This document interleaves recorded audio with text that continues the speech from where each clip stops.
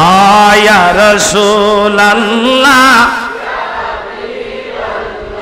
ইয়া রাসূল ইয়া রাসূলুল্লাহ ইয়া রাসূল আইয়ুহাল্লাযীনা আমানু ইজতানিবু কাসীরা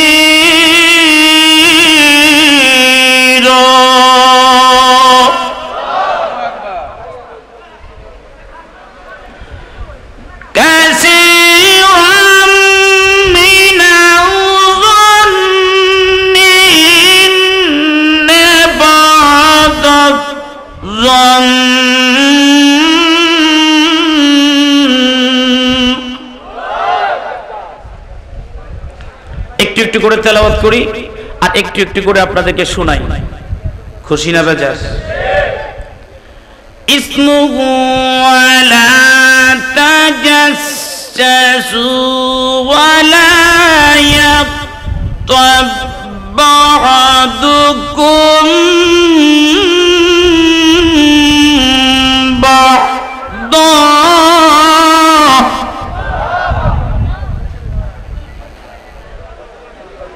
আল্লাহ পাকের করুণা এই জমিনের উপরে যত কিছু আল্লাহ দিয়েছেন সমস্ত কিছু দিয়েছেন আল্লাহ ঈমানদারদেরকে।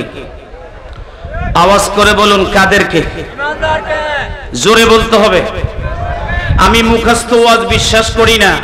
আমার সাথে কথা বললে কথা বলবো, না হয় কিন্তু আমি মুনাজাত দিয়ে চলে যাব। রাজি আছেন? এটা একটা সেমিনার, এটা একটা ক্লাস। যে বিষয় দিয়েছেন যদি আমার সাথে কথা না বলেন আমি মনে করব যে আপনারা ঘুমিয়ে গেছেন, আর ঘুমন্ত মানুষের সাথে আমি কথা বলতে নারাজ। কি বলেন? রাজি?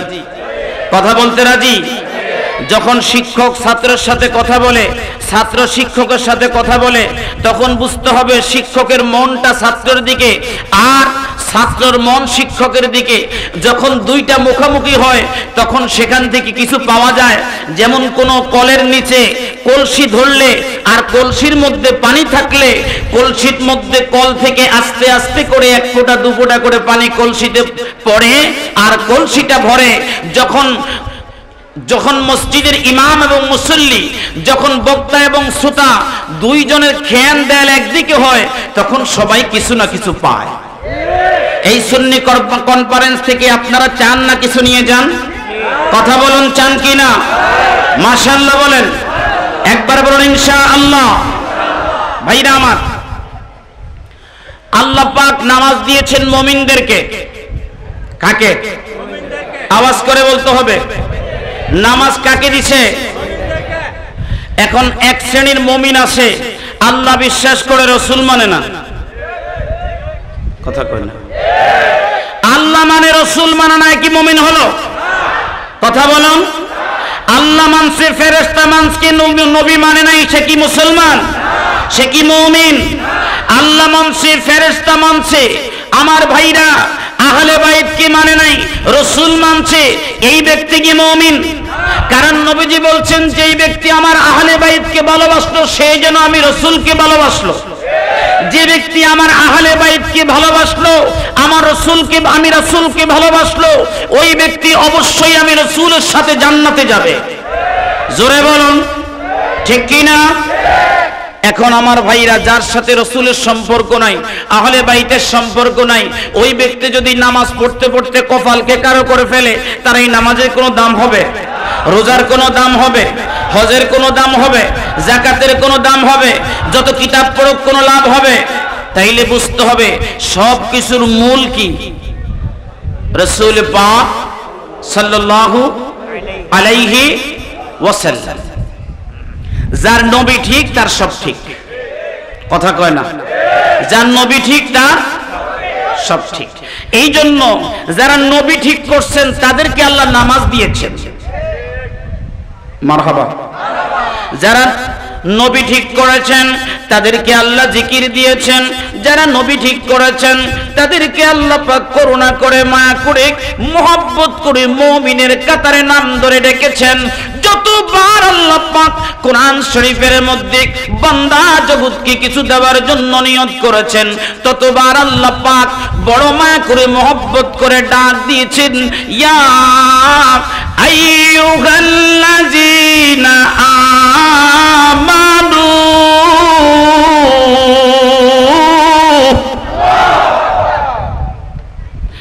ও মুসলমানেরা, আল্লাহ তোমাদের জিকির পছন্দ করে, এই জন্য আল্লাহ গর্ব করে বলেছেন আমার ঈমানদারেরা জিকির করে। বাইরা রে,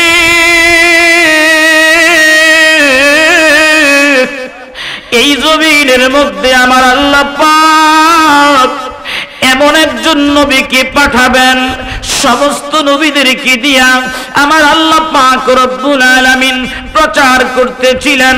আসমান প্রচার করতেছে, বাতাস প্রচার করতেছে, জমিন প্রচার করতেছে। একজন নবী আসবে, একজন নবী আসবে, একজন নবী আসবে। আর যারা নবীর গুণ শুনতেছিলেন, যারা নবীর উম্মতের মর্তবা শুনতেছিলেন, নবীরা তখন বলতেছিলেন আল্লাহ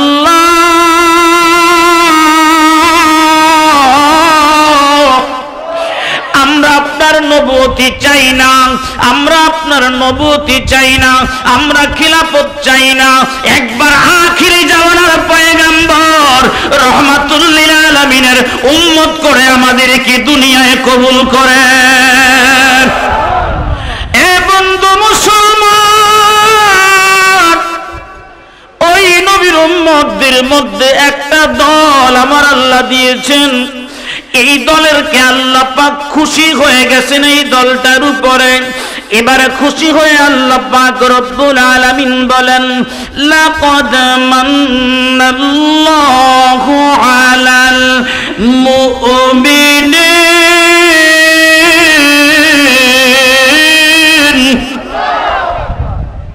নারায়ে তাকবীর, নারায়ে রিসালাত।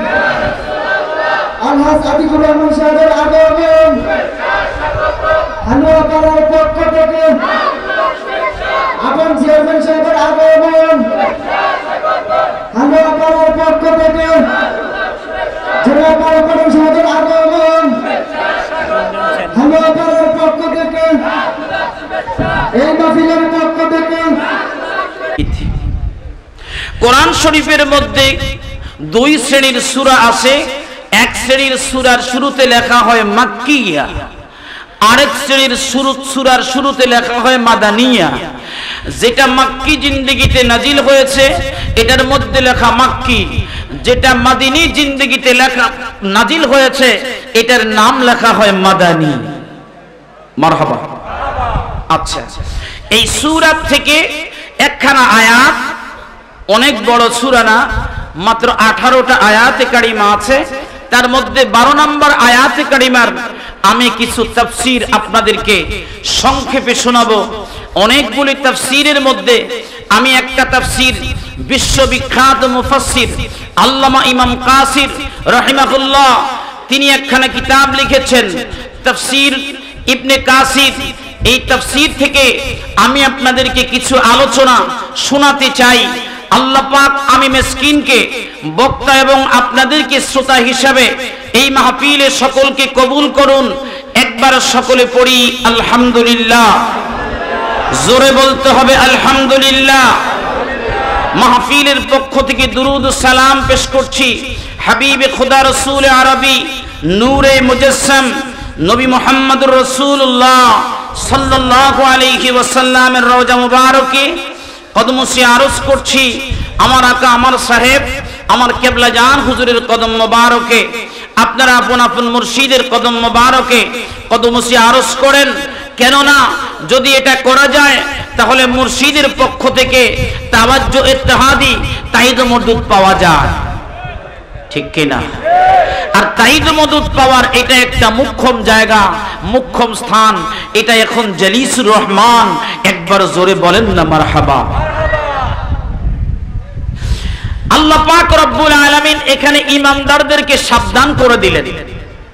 কি করলেন? এই যে হালুয়া পাড়ার আমার সুন্নি ভাইরা, আমি জানি আমার আলোচনা সবার কাছে এখন ভালো লাগবে না, কিন্তু একটু পরে ঠিকই মজা পাবেন যখন মজার জায়গায় নিয়ে আসব।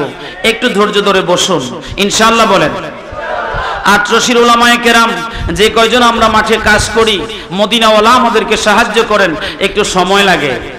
মারহাবা কোন, জোরে বলতে হবে। কন্যা মদিনা মদিনা মোর আসল না, বলো না মদিনা।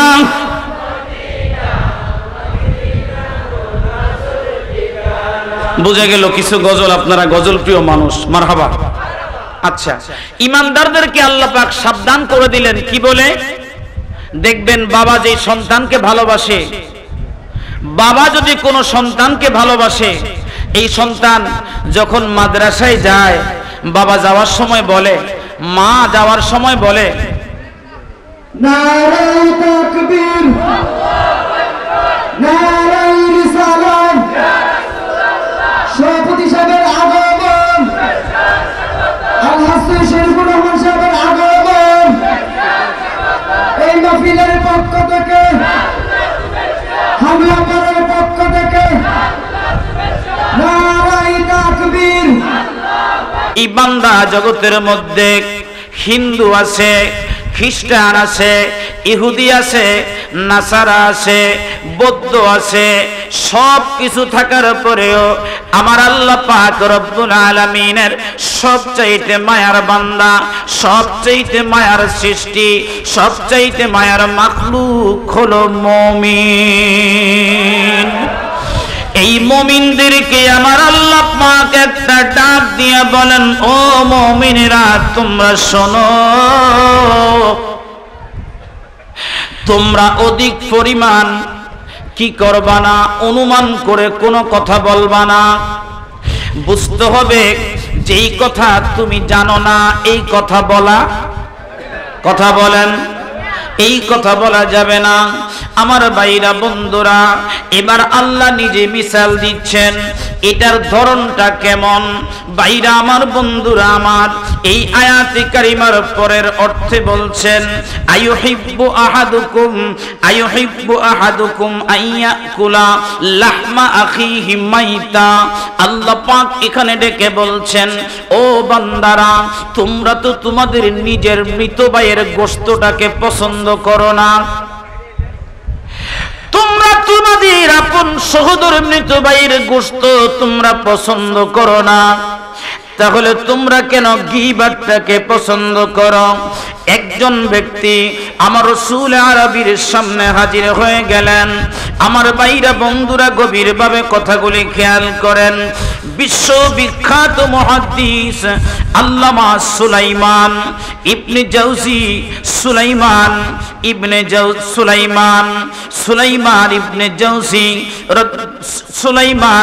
ইবনে জাওজি ইবনে আবু দাউদ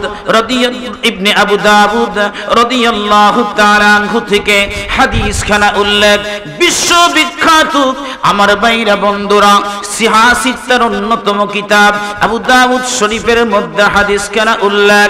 নবীজির একজন সাহাবী হযরতে আব্দুল্লাহ ইবনে মাসউদ রাদিয়াল্লাহু তাআলা আনহু থেকে বর্ণিত, তিনি বলেন, আমরা রাসূলের সামনে হাজির হয়েছিলাম।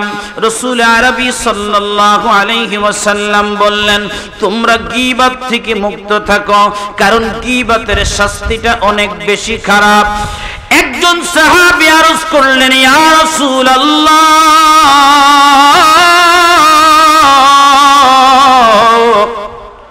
গীবতটা কি গো নবী, আমাদেরকে একটু বলে দেন। নবীজি বললেন, তোমার কোনো ভাইয়ের অনুপস্থিতিতে যখন তুমি কথা বললা, তখন ওই কথাটাই তোমার জন্য গীবত হয়ে গেল।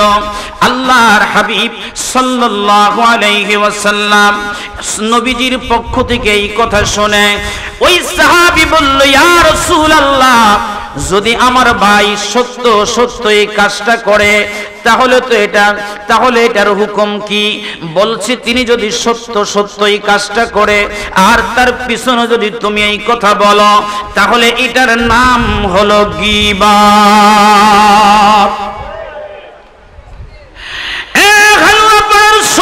মুসলমানেরা, আজকে তোমরা হাসান সিরাজীকে দাওয়াত দিয়েছো, এই মাহফিল থেকে যদি তোমরা, আমি হাসান সিরাজী এই আয়াতে কারিমার তাফসীর করার কোনো যোগ্যতা আমি রাখি না, তবে আমি মিসকিন চেষ্টা করব হাদিসে পাক থেকে কিছু হাদিস আমি আপনাদেরকে শোনায়া দিতে।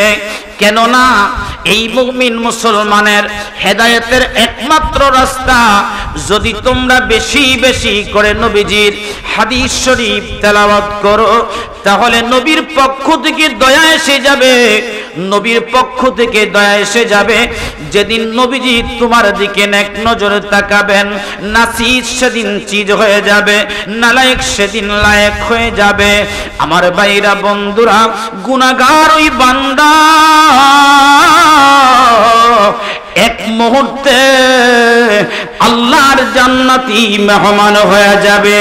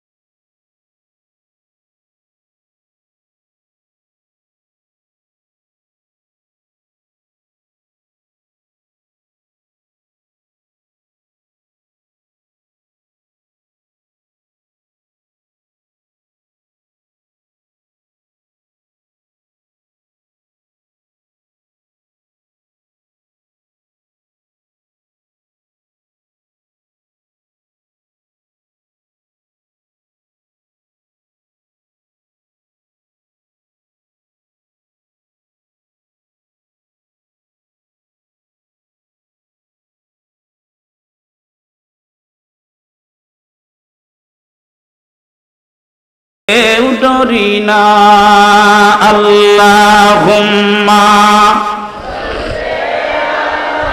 জবান খুলে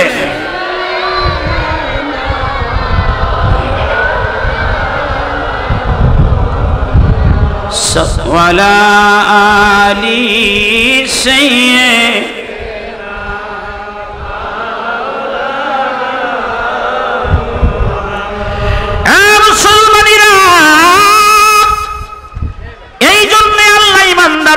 ভালোবাসে, মহব্বত করে, কারণ আমার নবী ইমানদারদেরকে ভালোবাসে। বলে ভাইজান, ও সিরাজি ভাই, কেমনে আল্লাহ পাক ইমানদারদেরকে ভালোবাসে, আমার রাসূল কেমনে ভালোবাসে, তার নিশানটাকে একটু বলে দেন। ও বন্ধুগণ, গভীর মনোযোগ লাগান।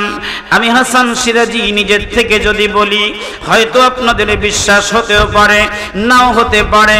সিহাসিটা অন্যতম কিতাব ইবনে মাজাহ শরীফ, আল্লামা ইমাম ইবনে মাজাহ, ভাইরা আমার, বন্ধুরা আমার, তিনি তিরান কিতাব ইবনে মাজাহ শরীফের মধ্যে হাদিস খানা উল্লেখ করেন। হাদিস নাম্বার হলো 3932। নবীজির সাহাবী হযরতে আলী ইবনে ওমর রাদিয়াল্লাহু তাআলা আনহু থেকে বর্ণিত, তিনি বলেন, قال رأيت النبي صلى الله عليه وسلم يطوف بالكعبة يقول ما أطيب ريحك ما আ'যামুকা ওয়া আ'যামু হুরমাতিক ওয়াল্লাযী নাফসু মুহাম্মাদিন বিয়াদিহি লিহুরমাতিল মুমিন আ'যামু ইনদাল্লাহি তাআলা হুরমাতাম মিন কামালুহু ওয়া দামুহু ওয়া আইয়াযুন্নু বিহি উখরা। একবার জোরে বলা যাবে কি আল্লাহু আকবার। হযরত আব্দুল্লাহ ইবনে ওমর রাদিয়াল্লাহু তাআলা আনহু তিনি বর্ণনা করেন, দুনিয়ার মানুষেরা আমার রাসূল আরবি সাল্লাল্লাহু আলাইহি ওয়াসাল্লাম খানে খুদা বাইতুল্লাহর মধ্যে তাওয়াফ করতেছিলেন, তাওয়াফ করতেছিলেন, তাওয়াফ করতেছিলেন। তিনি বলেন আমি নবীজিকে দেখতেছি তাওয়াফ করতেছেন। এমন সময় আল্লাহর হাবিব সাল্লাল্লাহু আলাইহি ওয়াসাল্লাম পবিত্র বাইতুল্লাহকে উদ্দেশ্য করে বলতেছে, ও বাইতুল্লাহ তুমি কতই না পবিত্র, যে তোমার গন্ধ কতই না উত্তম, তুমি কতই না সম্মানিত, তুমি কতই না মর্যাদা সম্পন্ন। যার হাত আমার, আমি যার হাতে আমার প্রাণ, যার হাতে আমি মুহাম্মদুর রাসূলুল্লাহ সাল্লাল্লাহু আলাইহি ওয়াসাল্লাম আমার প্রাণ রয়েছে, আমি সেই আল্লাহর শপথ করে বলতেছি মুমিনের মর্যাদা, মুমিনের জান, মুমিনের মাল, মুমিনের সম্পদের চাইতে কোনদিন তুমি বাইতুল্লাহর মর্যাদা বেশি না। মুমিনের জান, মুমিনের প্রাণ, মুমিনের সম্পদ, মুমিনের ঈমান থেকে তোমার মর্যাদা, তুমি বাইতুল্লাহর মর্যাদা কোনোদিন বেশি না। ও মুসলমানেরা গভীরভাবে কথাগুলি খেয়াল করেন, বাইতুল্লাহর মর্যাদা বেশি নাকি মুমিনের মর্যাদা বেশি? জোরে বলতে হবে কার মর্যাদা বেশি, বাইতুল্লাহর মর্যাদা নাকি মুমিনের মর্যাদা? ও মুমিন মুসলমানেরা তোমাদের হাতে ধরি পায়ে ধরি আল্লাহ পাক তোমাদেরকে নিষেধ করেছেন কোন ভাই যখন অনুপস্থিত থাকে তার ব্যাপারে তোমরা সমালোচনা করবা না, গীবাত করবা না। যদি তোমরা সমালোচনা করো, ওই ভাইয়ের ব্যাপারে যদি তোমরা গীবাত করো, আল্লাহর তরফ থেকে তোমাদের শাস্তি আসবে। ভাইরা আমার, বন্ধুরা আমার, এই শাস্তি যদি আল্লাহর পক্ষ থেকে আসে তাহলে কেমন শাস্তি হবে? আল্লাহর হাবিব রাহমাতুল লিল আলামিনের সাহাবী হযরতে আব্দুল্লাহ ইবনে আব্দুল হযরতে আনাস বিন মালিক রাদিয়াল্লাহু তাআলা আনহু থেকে বর্ণিত। আমার ভাইরা বন্ধুরা, তিনি বলেন নবীজি আমার মিরাজ থেকে আসলেন, আসার পরে আমার রাসূল আরবির কদমে আরজ করলেন, ইয়া রাসূলুল্লাহ,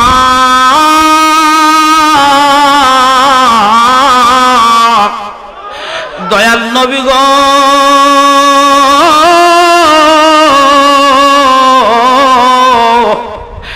আপনি যে আল্লাহর দরবারে আপনি মেরাজ করলেন, ইয়া রাসূলুল্লাহ, এই মেরাজের রাত্রিতে আপনি কি দেখলেন?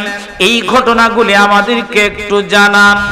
এই কথা বলার পরে আল্লাহর হাবিব সাল্লাল্লাহু আলাইহি ওয়াসাল্লাম তিনি সাহাবায়ে কেরামদেরকে উদ্দেশ্য করে বললেন, ও সাহাবীরা, হযরত জিবরাইল আমিন আমাকে নিয়ে একটা পথ দিয়ে আমরা যাচ্ছিলাম, হঠাৎ করে দেখলাম কিছু মানুষ হঠাৎ করে প্রতিমধ্যে কিছু মানুষ এই জায়গার মধ্যে একটা মাঠের মধ্যে মানুষদেরকে রাখা হলো। আর এক শ্রেণীর ফেরেশতারা তাদের একজনের গোশত গায়ের থেকে কাটতেছে আর আরেকজনকে গোশতটা দিচ্ছে, একজনের গোশত কাটতেছে আরেকজনের কে দিচ্ছে, আর এই গোশত তাদের মুখের মধ্যে তারা চিবাইতেছে। আল্লাহর রাসূল সাল্লাল্লাহু আলাইহি ওয়াসাল্লাম এই হাদিস, এই কথা যখন বললেন, সাহাবায়ে কেরাম আরজ করলেন, ইয়া রাসূলুল্লাহ,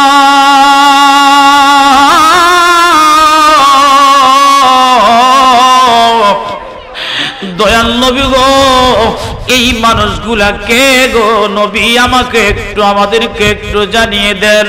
তখন আল্লাহর হাবিব রাহমাতুল লিল আলামিন বললেন, এই মানুষগুলি ওই শ্রেণীর মানুষ যারা একজনের অনুপস্থিতিতে আরেকজন গীবাত করে, একজনের অনুপস্থিতিতে আরেকজন গীবাত করে, সমালোচনা করে। ওই মানুষগুলিকে আজকে আল্লাহ পাক শাস্তি দিতেছে। কেমন শাস্তি দিতেছে? শাস্তি কেমন দিতেছে? একজনের গোশত কাটতেছে, আরেকজনকে খাইতে দিতেছে, আরেকজনের গোশত কাটতেছে, আরেকজনকে খাইতে দিতেছে। মানুষগুলি বাঁচারাকুতি করতেছে। ওই ফেরেশতারা তাদের দিকে তাকায় না, তাদেরকে শুধু শাস্তি দিতেছে। আমার ভাইরা বন্ধুরা গভীর মনোযোগ লাগান। আমাদের মধ্যে, আমার ভাইরা বন্ধুরা, এই অভ্যাসটা আমাদের মধ্যে আছে। আল্লাহ রাসূল সাল্লাল্লাহু আলাইহি ওয়াসাল্লাম তিনি জানতেন উম্মতের মধ্যে এই বিষয়গুলা থাকবে, তিনটা বিষয় থাকবে। নবীজির সাহাবী, আমার ভাইরা বন্ধুরা, নবীজির সাহাবী হযরতে হারিস বিন নুমান রাদিয়াল্লাহু তাআলা আনহু তিনি বলেন, قال رسول الله صلى الله عليه وسلم ثلاث لازمة لأمة الطيارة والحسد وسوء الظن. فقال رجل وما يذهبن يا رسول الله ممن هن فيه. قال رسول الله صلى الله عليه وسلم إذا حسدت فاستغفر الله وإذا ظننت فلا تحقق وإذا تطيرت فأمضي. একবার জোরে বলা যাবে কি ইয়া রাসূলুল্লাহ? তিনটা জিনিস আর উম্মতের মধ্যে অবশ্যই থাকবে। সালাসা লাজিমাতাল লিউম্মাহ, লাজিমাতাল লিউম্মাহ, তিনটা জিনিস আমার উম্মতের কাছে থাকবে। আওয়াজ করে বলুন কয়টা? এ মুসলমানেরা কয়টা? আমি যে আয়াতে কারিমা আপনাদের কাছে তেলাওয়াত করেছি বন্ধুগণ, এই আয়াতে কারিমার মধ্যে তাফসীর ইবনে কাসিরের মধ্যে আল্লামা ইমাম কাসির রাহিমাহুল্লাহ তিনি এই হাদিসগুলি উল্লেখ করেছেন। গভীরভাবে কথাগুলি খেয়াল করেন। আমি একটু পরেই মূল আলোচনার মধ্যে যাব।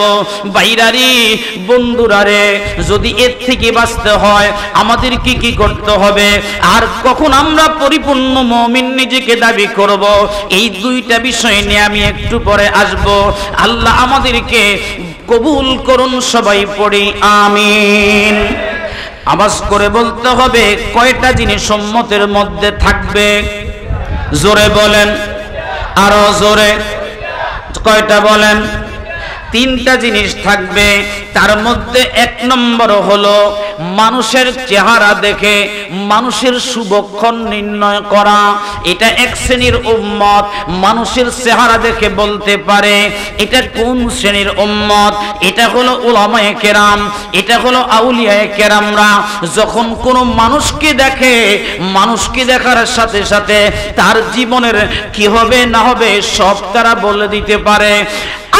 হাবিবের রাহমাতুল লিল আলামিনের এই বিষয়গুলা তিনার জিন্দেগিতে পেয়েছিল। আমার ভাইরা বন্ধুরা, নবীজি কোন মানুষ দেখলে অনেক সময় আফসোস করতেন, আবার কোন মানুষ দেখলে তার জন্য দোয়া করতেন, আবার কোন মানুষ দেখলে নবীজি হাসতেন। এই মানুষটা যাওয়ার পরে নবীজি সাহাবায়ে কেরামদেরকে বলতেন, ও সাহাবীরা, যদি তোমরা জান্নাতি মানুষ দেখতে চাও এই মানুষটাকে তোমরা দেখবা, কারণ এই মানুষটা আল্লাহর জান্নাতি। একবার জোরে বলা যাবে কে ইয়া রাসূলুল্লাহ, ইয়া রাসূলুল্লাহ, ইয়া হাবিবাল্লাহ, ইয়া রাসূল,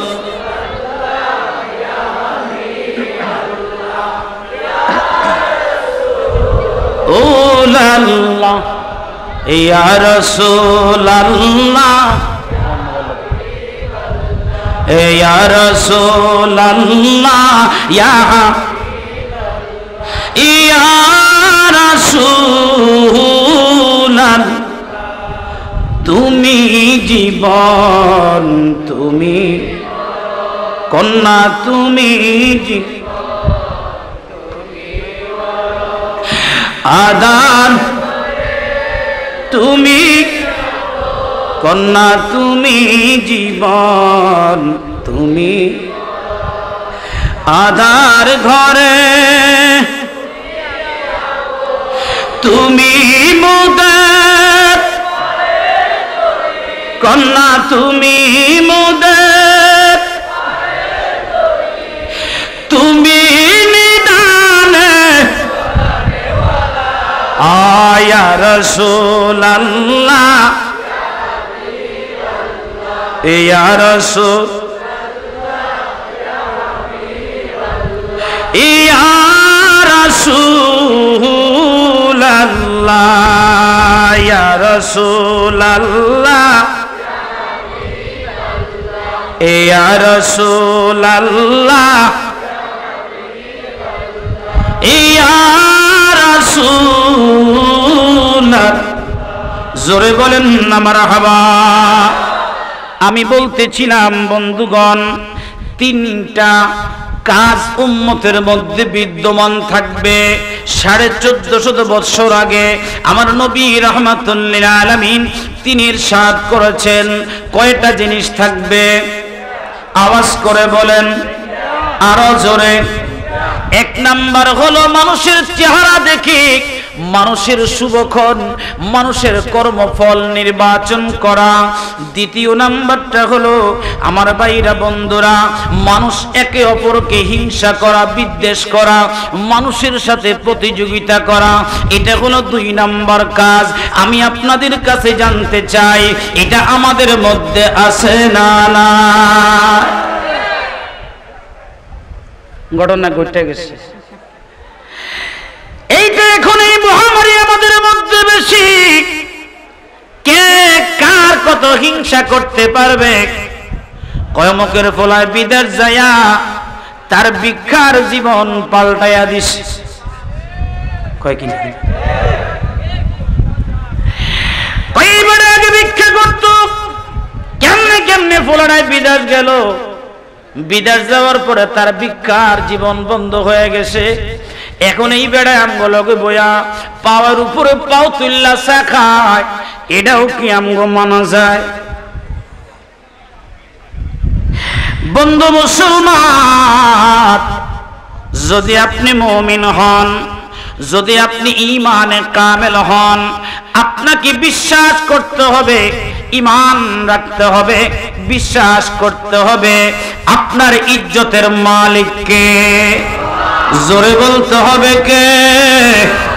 একবার বলা যাবে কি আল্লাহু আকবার, আল্লাহু আকবার, লিল্লাহিল হামদু, বিসমিল্লাহির রহমানির রহিম।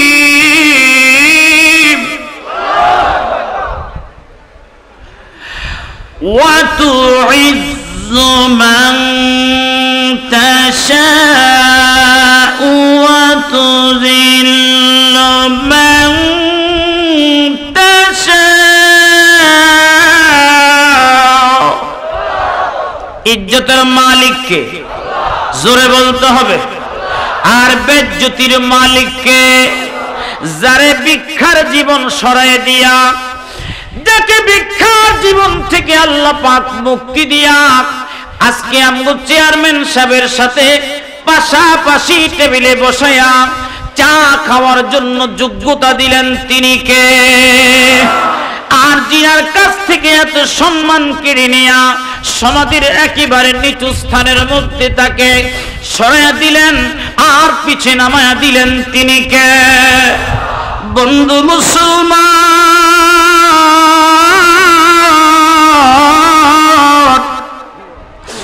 এই পবিত্র মিলাদুন নবীর মাসে আমি আপনাদের কাছে, আপনাদের খেদমতে একটা ঘটনা আমি আপনাদেরকে শোনাইতে চাই। দিল্লির রাজ দরবারে 2 জন ভিক্ষুক, আওয়াজ করে বলেন কয়জন? জবান খুলে বলেন কয়জন? দুইজন ভিক্ষুক একদিন আমার ভাইরা বন্ধুরা ভিক্ষার জন্য আসলেন। এবার ভিক্ষা প্রতিদিন পায়, কিন্তু ভিক্ষা পাওয়ার মতো পায় না। বাদশাহ বড় নামাজি ছিলেন, দিনদার ছিলেন, ইমানদার বাদশাহ ছিলেন। আমার ভাইরা বন্ধুরা, এই বাদশাহ প্রতিদিন দেখতেছেন একজন ভিক্ষুক আল্লাহর কাছে চায়, আর আল্লাহর কাছে চায়, আল্লাহর কাছে চায়, আর বলে আল্লাহ তুমি আমার অভাব দূর করে দাও, আমার ভিক্ষার জিন্দেগি তুমি দূর করে দাও, সরিয়ে দাও। আরেকজন ভিক্ষুক প্রতিদিন বাদশাকে দেখলে বাদশার দরবারে হাত তুলে বলে, বাদশাহ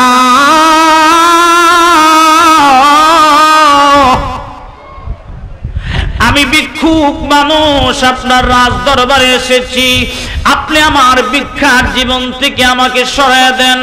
এবার বাদশাহ একটু মনে মনে চিন্তা করতেছিলেন, হায় রে, এ দুইজন ভিক্ষুক, একজন ভিক্ষুক আমার কাছে ভিক্ষা চায়, আরেকজন ভিক্ষুক আল্লাহর কাছে চায়। দুইজন ভিক্ষুক, যিনি আমার কাছে চায় তিনাকে আমি কিভাবে অভাব দূর করব, এটা তো সম্ভব না। আর যিনি আল্লাহর কাছে চান তার ঈমান বড় মজবুত, অবশ্যই তিনি আল্লাহ একদিন তাকে তার ভিক্ষার জীবন থেকে মুক্তি করে দিবে। নারায়ে তাকবীর, নারায়ে সালাম, আলো আমরা সুন্নি কনফারেন্স, নারায়ে তাকবীর। একজন ব্যক্তি আল্লাহর কাছে ভিক্ষা চায়, আরেকজন বাদশার কাছে ভিক্ষা চায়। এ খালুয়া পাড়া, আজকের এই কনফারেন্সে আসা আমার ভাইরা বোনেরা রে, গভীর মনোযোগ লাগান। দুইজন ভিক্ষুক, একজন আল্লাহর কাছে চায়, আরেকজন বাদশার কাছে চায়। বাদশাহ বড় চিন্তিত, যদি আল্লাহ পাক এই ব্যক্তি আমার কাছে চাওয়ার কারণে আল্লাহ যদি নারাজ হয়ে যায়, এই ব্যক্তির মৃত্যু হয়ে যাবে, কিন্তু কোনোদিন তার অভাব দূর হবে না। এবার যিনি আল্লাহর কাছে চান তাকে আল্লাহর কাছে আল্লাহর হাতে ছেড়ে দিলেন। আল্লাহর হাতে ছেড়ে দেওয়ার পরে আমার ভাইরা বন্ধুরা, ছেড়ে দেওয়ার পরে তিনি ভিক্ষা করতেছিলেন। এবার রাজ দরবার থেকে উজিরকে ডেকে বলছেন, উজির, ও উজির, এই ভিক্ষুক আমার কাছে ভিক্ষা চায়, তার গরিবত্ব দূর করতে চায়, আমার বড় ভয় হচ্ছে রে উজির।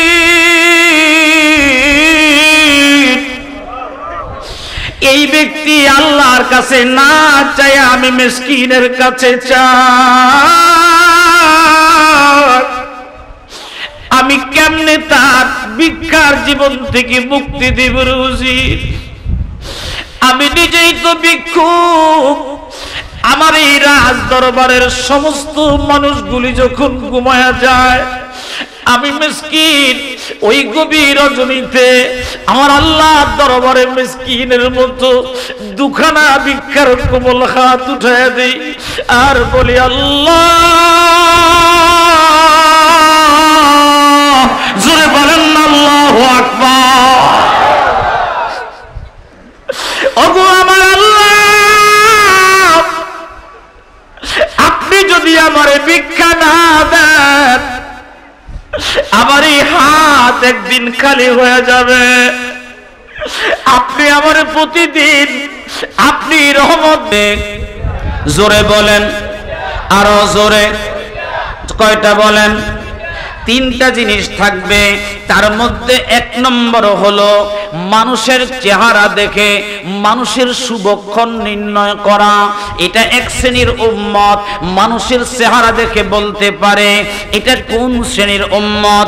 এটা হলো উলামায়ে কেরাম, এটা হলো আউলিয়ায়ে কেরামরা। যখন কোনো মানুষকে দেখে, মানুষকে দেখার সাথে সাথে তার জীবনের কি হবে না হবে সব তারা বলে দিতে পারে। আল্লাহর হাবিব রাহমাতুল্লিল আলামিনের এই বিষয়গুলা তিনার জিন্দেগিতে পেয়েছিল। আমার ভাইরা বন্ধুরা, নবীজি কোনো মানুষ দেখলে অনেক সময় আফসোস করতেন, আবার কোনো মানুষ দেখলে তার জন্য দোয়া করতেন, আবার কোনো মানুষ দেখলে নবীজি হাসতেন।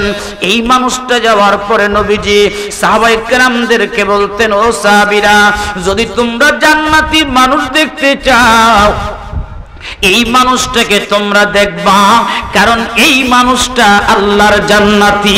একবার জোরে বলা যাবে কে ইয়া রাসূলুল্লাহ, ইয়া রাসূলুল্লাহ, ইয়া হাবিবাল্লাহ, ইয়া রাসূল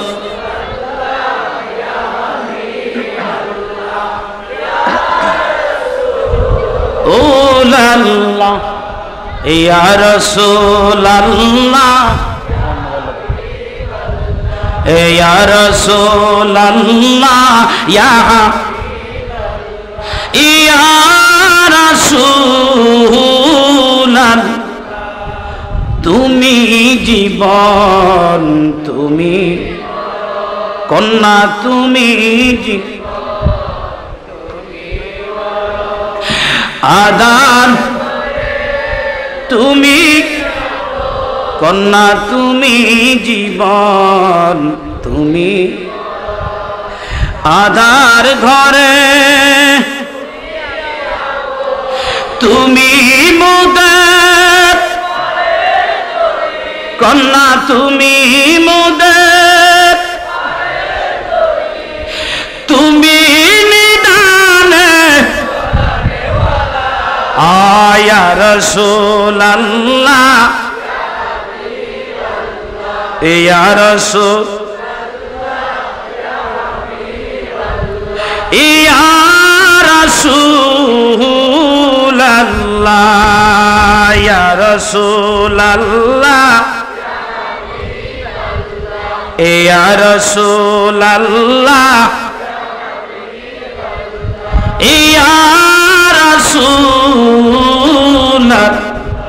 জোরে বলেন না মারহাবা। আমি বলতেছিলাম বন্ধুগণ, তিনটা কাজ উম্মতের মধ্যে বিদ্যমান থাকবে। 1450 বছর আগে আমার নবী রাহমাতুল লিল আলামিন তিনি ইরশাদ করেছেন, কয়টা জিনিস থাকবে? আওয়াজ করে বলেন, আরো জোরে। এক নাম্বার হলো মানুষের চেহারা দেখে মানুষের শুভক্ষণ, মানুষের কর্মফল নির্বাচন করা।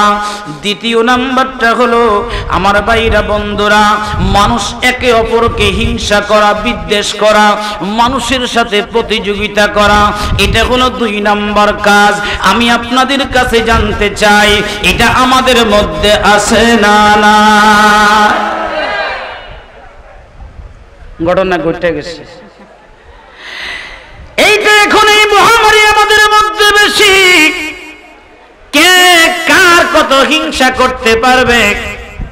কয়মকের ফলায় বিদেশ যায়া তার ভিক্ষার জীবন পাল্টাইয়া দিছে। কয় কি কয়বার আগে ভিক্ষা করত, কেমনে কেমনে ফলায় বিদেশ গেল। বিদেশ যাওয়ার পরে তার ভিক্ষার জীবন বন্ধ হয়ে গেছে। এখন এই বেড়ায় আমগুলোকে বইয়া পাওয়ার উপরে পাও তুল্লা চা খায়, এটাও কি আমগো মানা যায়?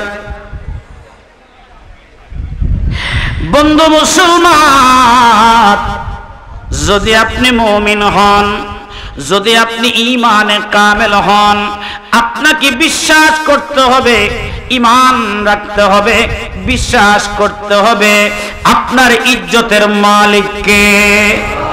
জোরে বলতে হবে কে?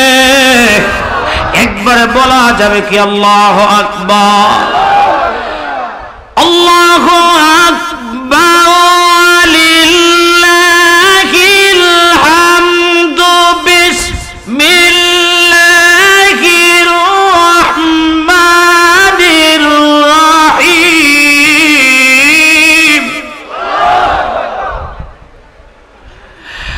ওয়া তুইজ্জু মান তাশাউ ওয়া তুযিল্লু মান তাশাউ ইজ্জতের মালিককে জোরে বলতে হবে। আর বেজ্জতির মালিককে যারে ভিক্ষার জীবন সরায় দিয়া, যাকে ভিক্ষার জীবন থেকে আল্লাহ পাক মুক্তি দিয়া আজকে আমগো চেয়ারম্যান সাহেবের সাথে পাশাপাশি টেবিলে বসায়া চা খাওয়ার জন্য যোগ্যতা দিলেন তিনি কে? আর জিনার কাছ থেকে এত সম্মান কেড়ে নেয়া সমাজের একেবারে নিচু স্থানের মধ্যে তাকে সরাইয়া দিলেন আর পিছে নামায়া দিলেন তিনি কে? বন্ধু মুসলমান,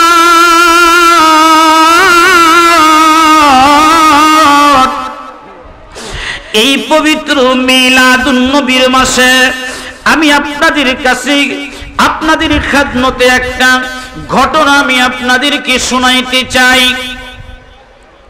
দিল্লির রাজ দরবারে দুইজন ভিক্ষুক, আওয়াজ করে বলেন কয়জন? জবান খুলে বলেন কয়জন?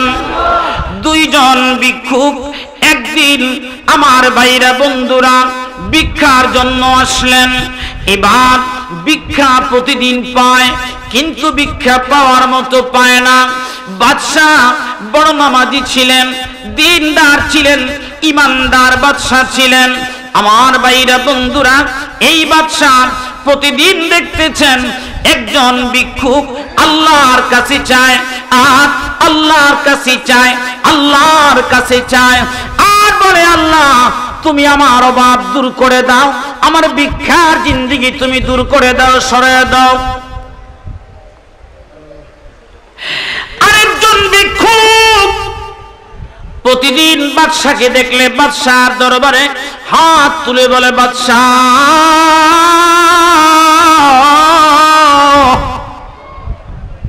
আমি ভিক্ষুক মানুষ, আপনার রাজ দরবারে এসেছি, আপনি আমার ভিক্ষার জীবন থেকে আমাকে সরাইয়া দেন। এবার বাদশাহ একটু মনে মনে চিন্তা করতেছিলেন, হায় রে, এ দুইজন ভিক্ষুক, একজন ভিক্ষুক আমার কাছে ভিক্ষা চায়, আরেকজন ভিক্ষুক আল্লাহর কাছে চায়। দুইজন ভিক্ষুক যিনি আমার কাছে চায় তিনাকে আমি কিভাবে অভাব দূর করব, এটা তো সম্ভব না। আর যিনি আল্লাহর কাছে চান তার ঈমান বড় মজবুত, অবশ্যই তিনি আল্লাহ একদিন তাকে তার ভিক্ষার জীবন থেকে মুক্তি করে দিবে। নারায় তাকবীর, নারায় সালাম, আলো ভরা সুন্নি কনফারেন্স, নারায় তাকবীর।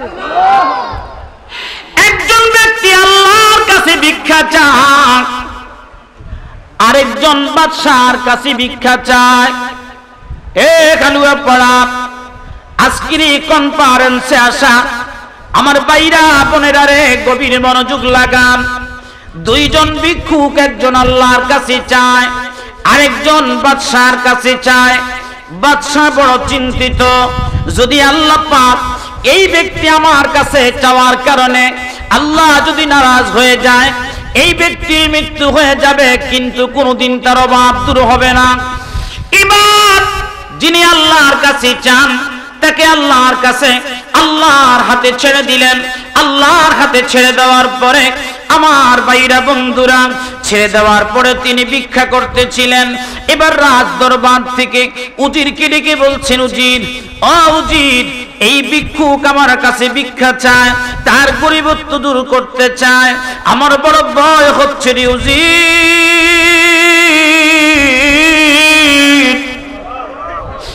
এই ব্যক্তি আল্লাহর কাছে না চায়, আমি মিসকিনের কাছে চাই, আমি কেমনে তার ভিক্ষার জীবন থেকে মুক্তি দেব রে উজির? আমি নিজেই তো ভিক্ষুক। আমার এই রাজ দরবারের সমস্ত মানুষগুলি যখন ঘুমায়া যায়, আমি মিসকিন ওই গভীর রজনীতে আমার আল্লাহর দরবারে মিসকিনের মতো দুখানা ভিক্ষার কোমল হাত উঠায় দেই আর বলি, আল্লাহ, জোরে বলেন না আল্লাহু আকবার। ওগো আমার আল্লাহ, আপনি যদি আমারে ভিক্ষা না দেন, আমার এই হাত একদিন খালি হয়ে যাবে। আপনি আমার প্রতিদিন আপনি রহমত, আমি সকাল থেকে সন্ধ্যা পর্যন্ত আমি আপনার বান্দাদেরকে কিছু বিলাইতে পারি, এটাই হলো আমার জীবন আরো আনন্দ। এই মিসকিন প্রতিদিন কান্দে, ওনার দরবারে একদল ফকির এসে বলছে, হুজুর আমার গরিবত্ব আপনি দূর করে দেন। ওনার বড় মনে বড় ভয় হয়ে গেল। উনি এবার ডেকে বলতেছিলেন কিভাবে সম্ভব। উজিরকে ডেকে বললেন, উজির যাও এই ভিক্ষুককে কিছু ভিক্ষা দেওয়ার ব্যবস্থা করো। বলে হুজুর কেমনে দিব? বলে একটা খাবার পাত্রে তাকে খাবার দাও, আর এই খাবারের পাত্রের নিচে আর এই বাটির নিচে খাবারের উপরে বাটির খাবারের নিচে তুমি একটা কাজ করো, স্বর্ণের কিছু মোহর তাকে দিয়ে দাও, স্বর্ণের কিছু মোহর তাকে দিয়ে দাও। এই মোহর যদি তার হাতে পড়ে যায় তার ভিক্ষার জীবন শেষ হয়ে যাবে। আল্লাহ পাক হয়তো এই উসিলায় তাকে ভিক্ষার জীবন থেকে মুক্তি দিয়ে দিবে। আমার ভাইরা বন্ধুরা, পরের দিন ফজরের নামাজ শেষ হয়ে গেল। জোহরের নামাজের সময় আমাদের যখন প্রচুর ক্ষুধা তৃপ্ত হই, আমরা ক্ষুধার্ত হয়ে যাই, ঠিক ওই সময় প্রতিদিনের ন্যায় এই ভিক্ষুক রাজ দরবারে এসে বারবার বাদশাহর কাছে ভিক্ষা চায়। এবার বাদশাহ উজিরকে ইশারা করলেন, উজির ইশারা বুঝে বাদশাহর কাছে গেলেন। ভাইরা আমার, বন্ধুরা আমার, এবার বাদশাহর কাছে যাওয়ার পরে বাদশাহ গুনে গুনে কিছু মোহর তাকে দিয়ে দিলেন। এই মোহর দেওয়ার পরে মোহরের উপরে কিছু খাবার সাজায়া এই ফকিরকে যখন দেওয়া হলো, বাদশার উদ্দেশ্য ছিল এই ভিক্ষাগুলি পায়া যদি এই ফকির চলে যায়, এই মোহর যদি পেয়ে যায়, তার জীবনের সমস্ত সমস্যাগুলি সমাধান হয়ে যাবে। ভাইরা আমার, ও আমার সুন্নি বাবারা, গভীরভাবে কথাগুলি খেয়াল করেন। আল্লাহ পাক রব্বুল আলামিন যার অভাব দূর না করে, এই পৃথিবীর কেউ তার কোনোদিন অভাব দূর করতে পারে না। কথা বলুন ঠিক না বেঠে? উজির বাদশার নির্দেশে খাবার পাত্রটা এনে দিলেন, খাবার পাত্রটা এনে দিলেন। এই জায়গার মধ্যে বসে ভিক্ষুক উপরের খাবারগুলি খাইলেন। খাবার পরে দেখলেন আর খাইতে পারেন না। এবার দেখতেছে আরেকটা ভিক্ষুক প্রতিদিনকার ন্যায় আজকেও তিনি বারবার বলতেছে, আল্লাহ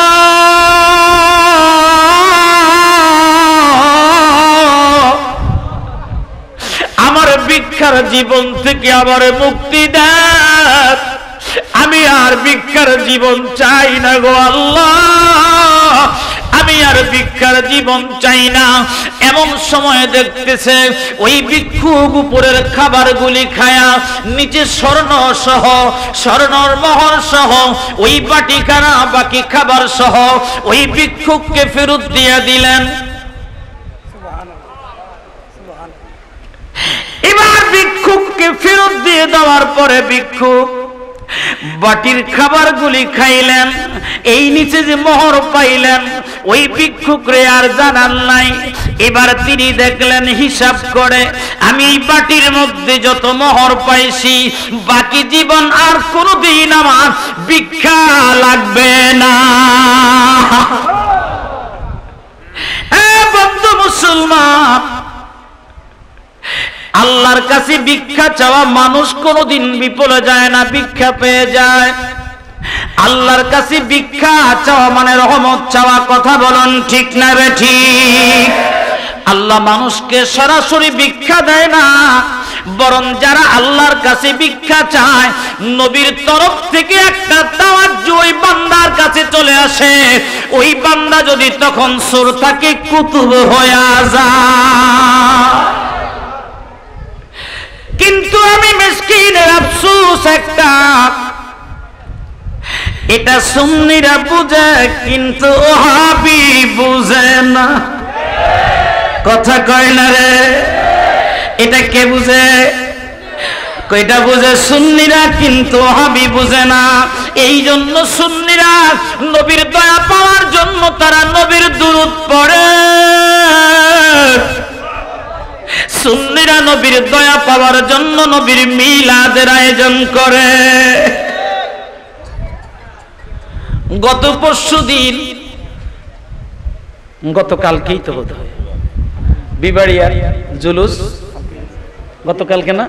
আহা, ফজরের নামাজের পরে গেলাম, যাই দেখতেছি তাহেরি সাহেব সারা রাত্রে ঘুমায় নাই। আমি আর আলাউদ্দিন জিহাদি আমরা যখন ঢুকলাম, মনে হয় যেন কলিজাটা এত বড় হয়ে গেছে। কো ভাইজান আপনারা আসছেন, বিশ্বাসও করতে পারি না, সারা রাত্রে ঘুমাই নাই। তো নবীজির কাছে একটাই দরখাস্ত, এই বিবাড়িয়াতে যে জুলুস করতে পারতেছি, এই বিবাড়িয়াতে সুন্নিরা জুলুস করতে পারতেছে, এতেই আমরা ধন্য। মারহাবা কয় না? জোরে, আরো জোরে, আরো জোরে। ঈদ মিলাদুন নবীর মাহফিল, ঈদ মিলাদুন নবীর প্রথম করছেন রাব্বা, আর ঈমান দারগণ জুলুস করনা, বলো না ঈদ মিলাদুন ফিল, ঈদ মিলাদুন ফিল প্রথম, আর ঈমানদারগণ জুলুস করনা, বলেন ঈমান। এই গজলটা পড়তে আপনাদের ভালো লাগে না? কার কার ভালো লাগে না হেরা একটু হাতটা উঠান। এ সবার ভালো লাগে? জবান খোলা যাবে না? এতগুলি মানুষ যদি গজলটা ঠিক মতো গায়, এই মাঠটা কি বলেন গরম হবে না? কথা বলেন, হবে কিনা?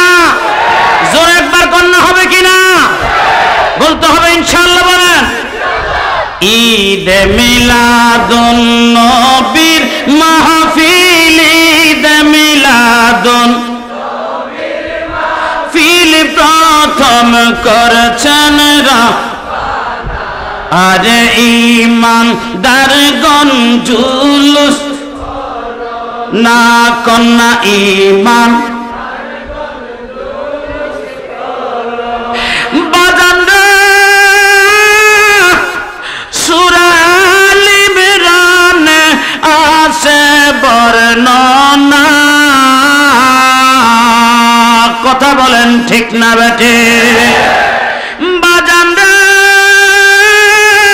সূরা আল ইমরান আছে বর্ণনা, আর যাকে বলে অঙ্গীকার দিন, যাকে বলে দিন, যাকে বলে দিন কানাত বুঝে না ঈমানদারগণ না কন্যা ঈমানদারগণ। হার ঈদ মিলাদুন নবীর মাহফিল, ঈদ মিলাদুন ফিল প্রথম করছেন রা, হায় হায় ঈমানদারগণ রনা, তোমরা ঈমানদারগণ। আরে আশিকের আল্লাহ কয় জিবরাইল শোনো না, কথা বলেন ঠিক না বেটে? কন্যা আশিকের আল্লাহ কয় জিবরাইল শোনো না, সেদিন আসমান সাজাও জমিন সাজাও আসমান সাজাও যাও আসমান সাজাও যাও সাজাও বেহেশত খা হাজে ইমানদারগণ না তোমরা ইমানদারগণ হায় হায় ঈদ মিলাদুন নবীর মাহফিল ঈদ মিলাদুন ফিল প্রথম করেছেন হায় হায় ইমানদারগণ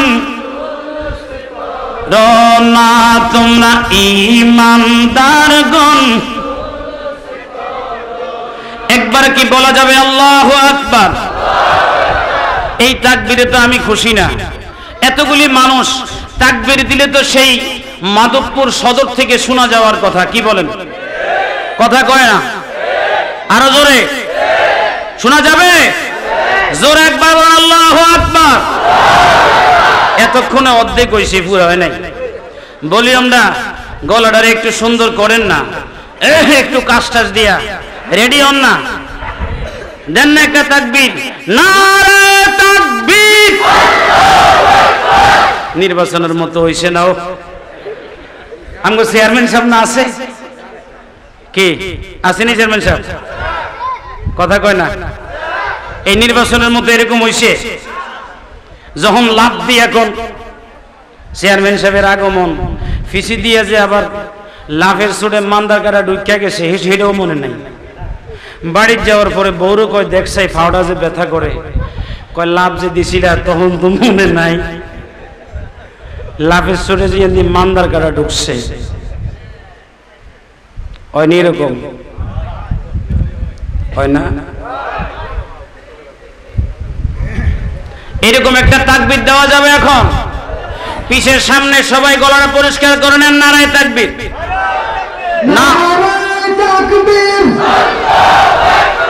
নারায়ে রিসালাত, ইয়া রাসূলুল্লাহ, আহলে সুন্নাত ওয়াল জামাত জিন্দাবাদ, জিন্দাবাদ। পবিত্র ঈদে মিলাদুন নবী জিন্দাবাদ, জিন্দাবাদ। আহলে সুন্নাত ওয়াল জামাত জিন্দাবাদ, জিন্দাবাদ। আল্লাহ সাকিবুর রহমান সাহেবের আগমন শুভেচ্ছা স্বাগত। এই মাহফিলের পক্ষ থেকে এই মাহফিলের পক্ষ থেকে একটা জায়গার মধ্যে থাইমা গেছিলাম। উম্মতের কয়টা চরিত্র থাকবে আপনারা ভুলে গেছেন, আমি কিন্তু বলি নাই। কয়টা? আর একটা গজল গাইলে গাইবেন আমার সাথে? কারা গাইবেন না হেরা হাতগুলো একটু তুলে আমার দেখান তো দেখি। চিন্তা করছে তুইলে কোন বেজালে পড়ি, আবার তো ক্যামেরায় দেখা যাইব, বেজাল না?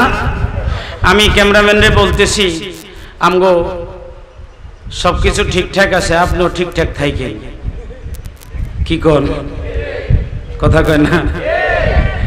গজলটা গাইতে রাজি সবাই ইনশাআল্লাহ? কয় না? জোরে কোন মারহাবা। আরো জোরে, আরো জোরে, জোরসে বলো। এলেন নূরের নবী যখন মক্কা নগরে, জোরে এলেন নূরের নবী। মোবাইল আসেনি সবার?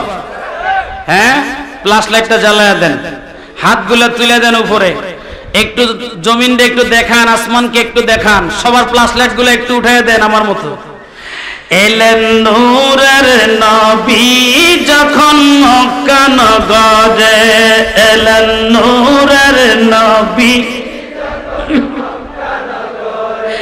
হর কালেমা মুঠি সাজদা করে, হায় হায় কালেমা মুখে সাজদা করে।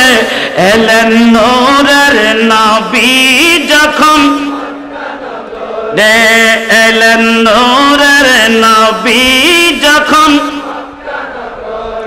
কালেমার আগে পরে আল্লাহ মাঝখানে রাসূল,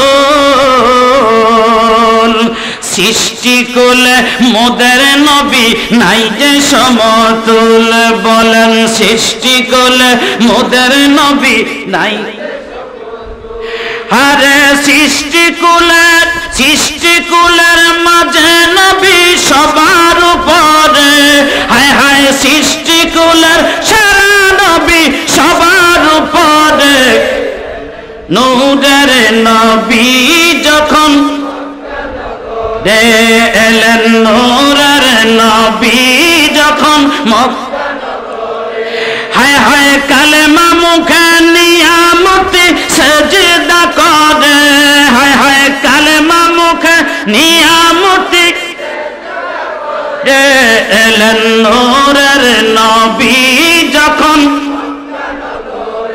চন্দ্র সূর্য তারার মাঝে রৌশনী ছড়ায়, পাহাড় পর্বত নদী নালা দিবারাতে মেলায়। চন্দ্র সূর্য তারার মাঝে রৌশনী ছড়ায়, পাহাড় পর্বত নদী নালা দিবারাতে মেলায়। কীট পতঙ্গ মিলে সবাই উল্লাসে ঘুরে, হায় হায় কীট পতঙ্গ উল্লাসে ঘুরে এলেন। নূরের নবী যখন এলেন, নূরের নবী যখন হায় হায় কালেমা মুখে নিয়ে মতি সেজদা করে, বলেন কালেমা মুখে সেজদা করে এলেন। নূরের নবী যখন হায় হায় রোজ হাসরে মোদের নবীর সুপারিশ ছাড়া, কথা বলো ঠিক না ঠিক? রোজ হাসরে মোদের নবীর সুপারিশ ছাড়া পাপের ক্ষমা নাহি পাবে পাপী বান্দারা, কন্যা পাপের ক্ষমা নাহি পাবে। ও সে পাপের ক্ষমায় তোরা চলা নবীর দরবারে, বলেন পাপের ক্ষমায় নবীর দরবারে এলেন। নূরের নবী যখন মক্কা নগরে এলেন। নূরের নবী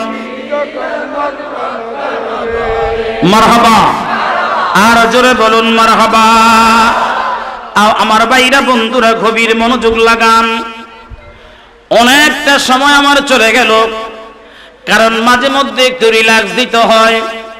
এই জন্য দিতে হয়, আমাদের মেধা বড় তীক্ষ্ণ, মেধা বড় ছোট। যদি লং টাইম টিচিং দেওয়া হয়, একটা সময় দেখা যাবে হুজুর কি কয় আমরা সেটা বুঝি না, এবার চলে যাই। আমাদের দেশের এক লোক হজ করতে গেছে। কি করতে? ওইখানে বুঝি সবাই বাংলা কথা কয়। কি কয়? বাংলা কয়। এখন সবকিছু আরবি। এই ভদ্রলোকে হজ করে আসার পরে চা দোকানে বসে গল্প করতেছে, চাওয়ালায় তো ভালো করে চা পিটতেছে। এখন এই লোক বলতেছে, ভাইরে অনেক ভালো করে হজটা করছি। তার একজন ওইটা কইতেছে, কি হজ করছেন একটু কম দেখি। কয় কি আর কমু, সৌদি আরবের সব কিছু আরবি, শুধু একটা জিনিস বাংলা। কয় এটা কি? কয় যে মসজিদে আজান দেয়, আজানটা ছাড়া যা আছে সব বাংলা আরবি। এই শুধু আজানটাই বাংলা, আজানটা ছাড়া সব আরবি, এই শুধু আজানটা বাংলা। এখন আমি আপনাদের কাছে জানতে চাই, আমরা কি আজান দেই, এটা কি বাংলায় দেই না আরবিতে দেই? সাইড ভাবজনে কইছেন, বাকিরা কয় না।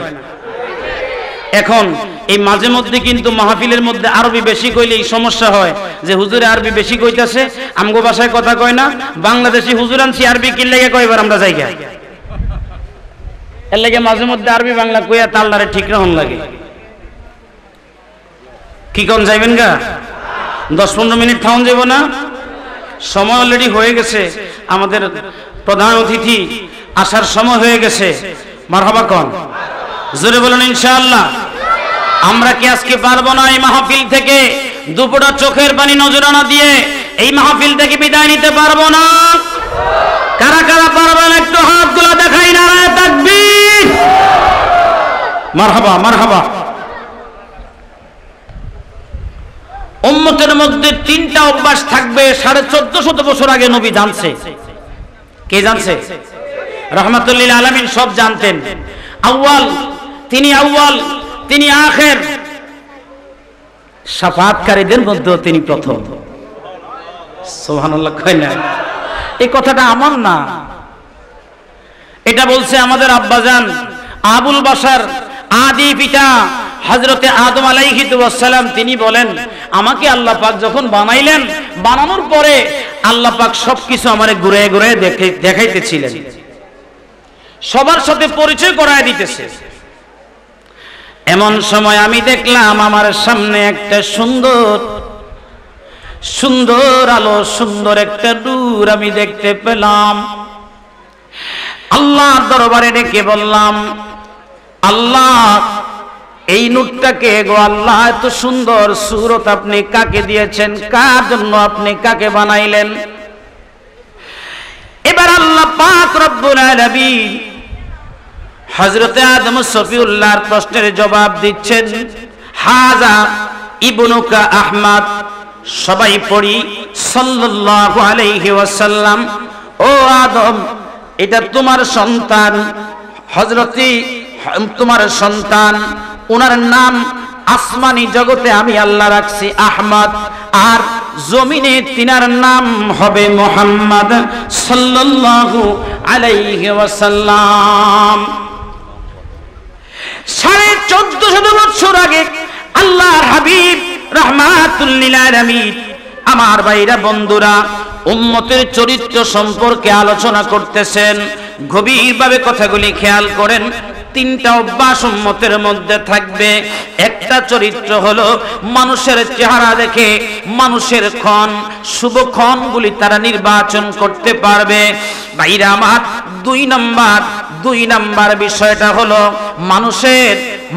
মানুষকে হিংসা করবে, অহংকার করবে, তাকাব্বুর করবে, একজন আরেকজনের ভালো দেখতে পারবে না, আর খারাপ দেখতে চাইবে।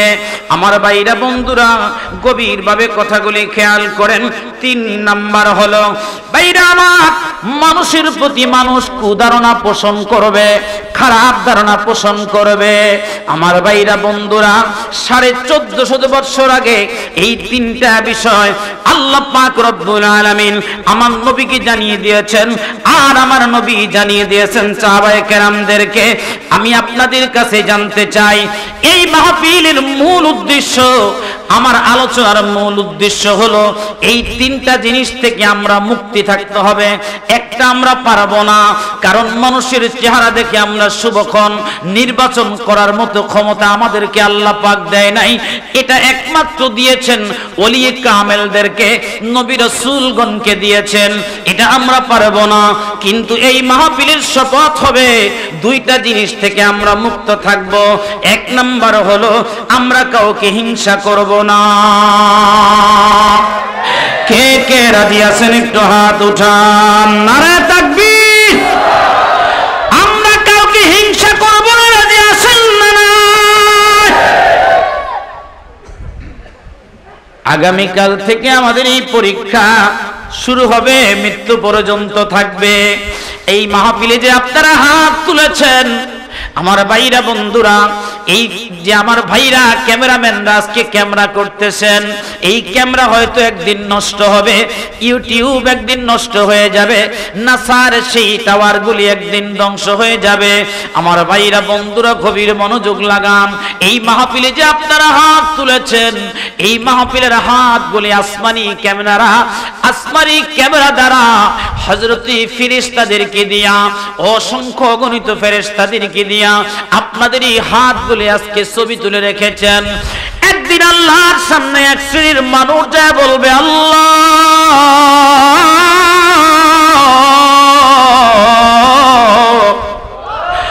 দুনিয়ার মধ্যে তোমার কোনো প্রতিনিধি আমরা পাই নাই, এই জন্য আমরা দ্বীনের পথে চলতে পারি নাই।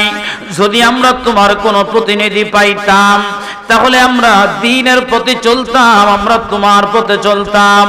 আল্লাহ পাক রব্বুল আলামিন আজকের এই সুন্নি কনফারেন্স কি তখন ডাকবে, ফেরেশতাদেরকে বলবে, ও ফেরেশতারা, এই হালুয়া পাড়ার সুন্নি কনফারেন্সের ছবিটা আমার কাছে নিয়ে আসো। এই মাহফিলে যারা আছে তাদেরকে আমার সামনে নিয়ে আসো। তারা সেদিন কি শপথ করেছিল সিরাজীর সাথে?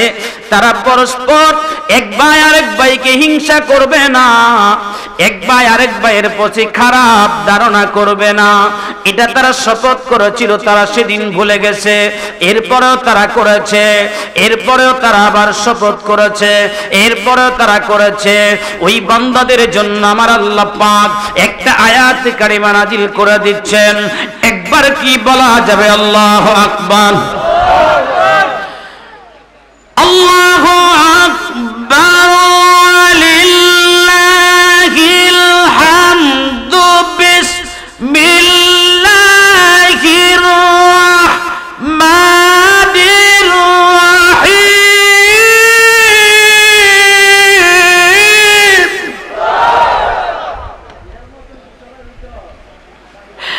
লা তাকনাতু মির রাহমাতিল্লাহ।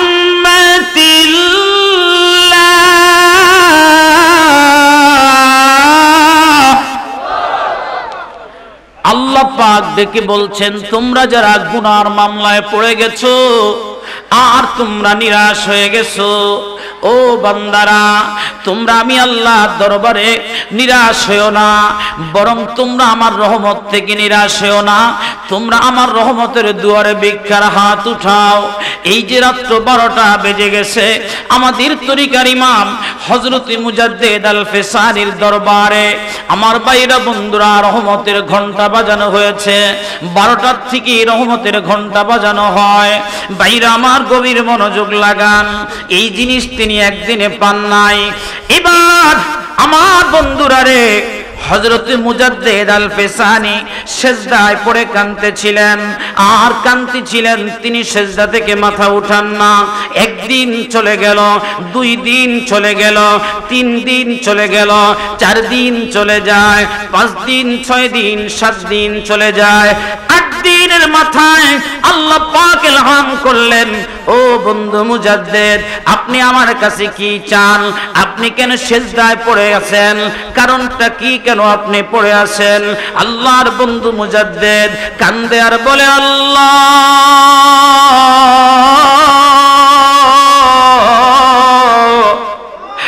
আমি দেখেছি আপনার বান্দা আমার নবীর উম্মতদের মধ্যে বেশিরভাগ উম্মত, এই উম্মতেরা তারা জাহান্নামী হবে। আল্লাহ, আপনি আমাকে 7টা জাহান্নাম ভিক্ষা দেন। এই মুজাদ্দিদ কান্দে আর বলে, আল্লাহ, আমাকে 7টা জাহান্নাম ভিক্ষা দেন। এবার কান্দে আর বলে, আল্লাহ, আমাকে 7টা জাহান্নাম ভিক্ষা দেন। আল্লাহ পাক জানিয়ে দিলেন, বন্ধু মুজাদ্দিদ, এটা তো আমি আপনার জন্য বানাই নাই, আপনি কেন আমার জাহান্নাম ভিক্ষা চান? হযরত মুজাদ্দিদ কান্দে আর বলে, আল্লাহ, এই জন্য আমি মুজাদ্দিদ জাহান্নাম ভিক্ষা চাই। হাসরের ময়দান থেকে যখন আপনার উম্মত আমার নবীর উম্মতদেরকে জাহান্নামে পাঠাইয়া দিবে, আমি মুজাদ্দিদ ওই জাহান্নামের দরজার 7টা দরজার মধ্যে 7টা টুকরা হয়ে আমি থাকবো।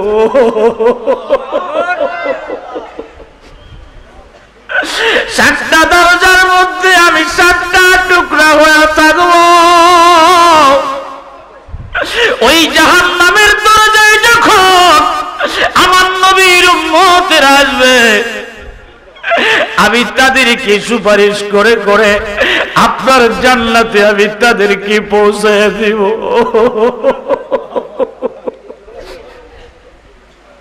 আমার আল্লাহ পাক একটা ডাক দিয়ে বলেন, মুজাদ্দিদ, আমি আপনাকে আমার জাহান্নাম ভিক্ষা দিতে পারবো না, তবে আপনি মুজাদ্দিদের সাথে আমি একটা ওয়াদা করতেছি। বলে আল্লাহ আপনি আবার কি ওয়াদা করেন?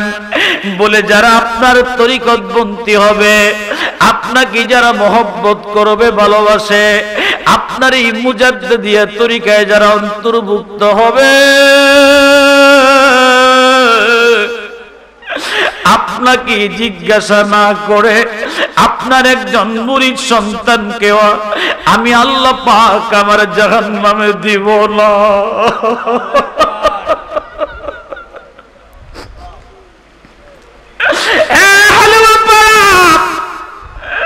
সুন্নি কনফারেন্সে আসা চেয়ারম্যান সাহেব, সভাপতি সাহেব, ওলামায়ে কেরাম, দূর দূরান্ত থেকে আসা আমার ভাইরা রে, গভীর ভাবে কথাগুলি খেয়াল করেন। বসে দেখেন এই মাহফিলে বসে দুপুরটা চোখের পানি নবীর মহব্বতে যদি দিতে পারেন, আমি আশা করতে পারি কষ্ট করে এই মাহফিলে আসা আপনার পরিশ্রম সার্থক হয়ে যাবে। একটা সময় আমাদের কাছে আসতেছে আল্লাহর হাবিব রাহমাতুল লিল আলামিনকে সর্বপ্রথম আমার আল্লাহ ফেরেশতাকে হুকুম দিয়া জিবরাইল আমিনকে বলবি, জিবরাইল আমার বন্ধু রাহমাতুল লিল আলামিনকে আজকে হাসরের ময়দানে উঠাইয়া দাও। নবীজিকে হাসরের ময়দানে উঠাইয়া একটা ডাক দিয়ে বলবে, ইয়া রাসূলুল্লাহ, বলেন না আল্লাহু আকবার। দয়াল নবী গো, আপনাকে আল্লাহ পাক উঠানোর জন্য হুকুম দিয়েছে। নবীজি যখন ঘুম থেকে উঠবেন, নবীজির সমস্ত শরীরের মধ্যে কাদা থাকবে। হযরত জিবরাইল আমিন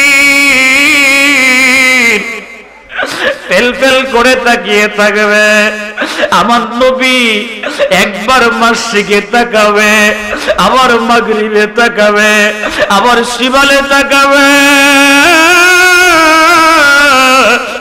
আবার জুনুবে তাকাবে।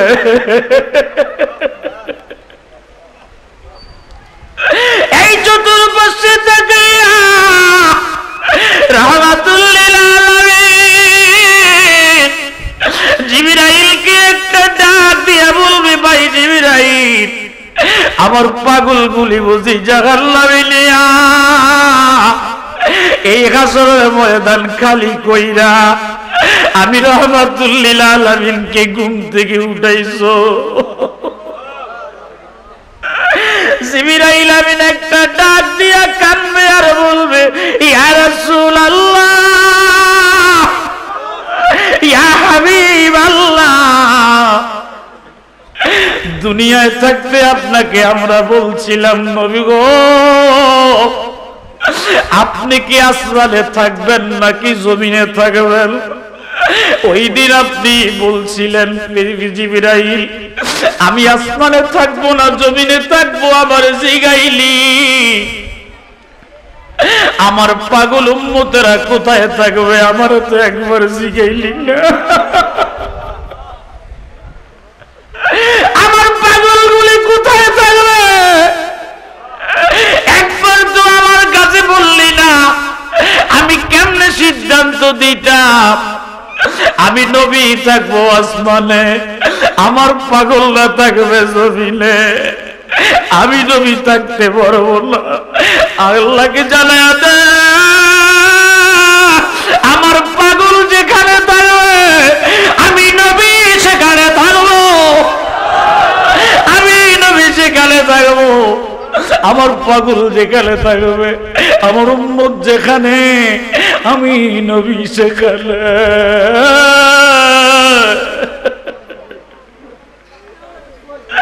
নবী আমার কান্দে, হযরত জিবরাইল আমিন কান্দে আর বলে, ইয়া রাসূলুল্লাহ,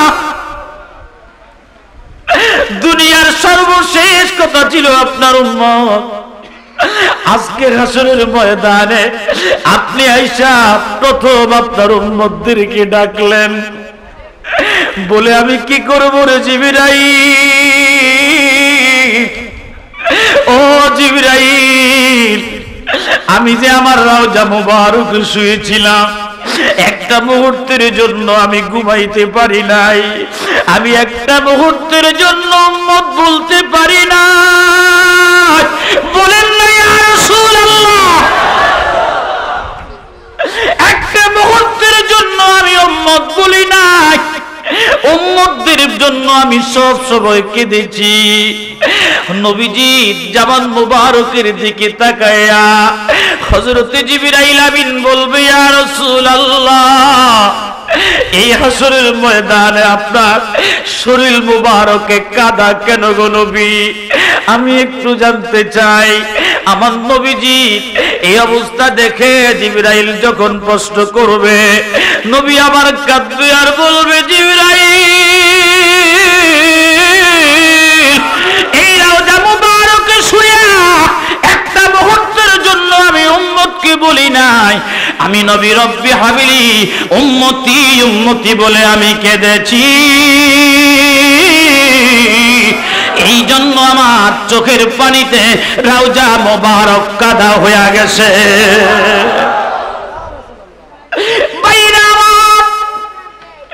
হযরত জিবরাইল আমিন কান্দে আর বলে, ইয়া রাসূলুল্লাহ, এখনো আপনার উম্মতদের কাউকে উঠানো হয় না।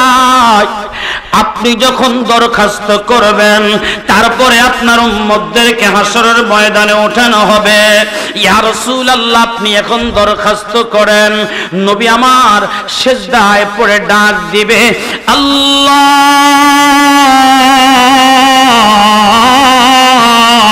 বলেন না আল্লাহু আকবার। একবার ডাক দিয়ে বলেন, ইয়া রাসূলুল্লাহ। নবী আমার ডাক দিয়ে বলবে, আল্লাহ, দুনিয়ায় থাকতে আমার উম্মতদেরকে ছাড়া আমার ভালো লাগে না, আজকে হাসরের ময়দানেও আমি তাদেরকে ছাড়া থাকতে পারি না, আমার ভালো লাগে না। আমার উম্মতদেরকে, পাগলদেরকে আমার কাছে নিয়ে আসে, আমি তাদেরকে না দেখা পর্যন্ত নিশ্চিন্ত হতে পারতেছি না। আমার ভাইরা, বন্ধুরা, নবীজি আমার চোখ জড়া পানি, গাল জড়া পানি যখন আল্লাহ দেখবেন, আল্লাহ পাক একটা ডাক দিয়ে বলবেন, ইয়া রাসূলুল্লাহ,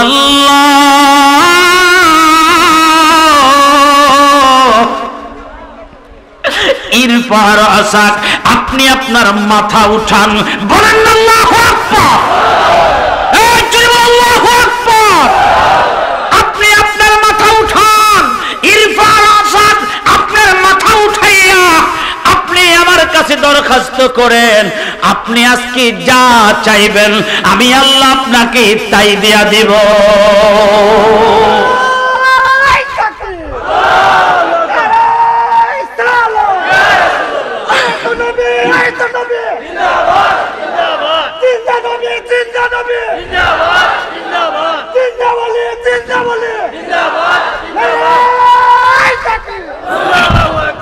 একটু জিকির করেন আল্লাহ আল্লাহ। জবান খুলে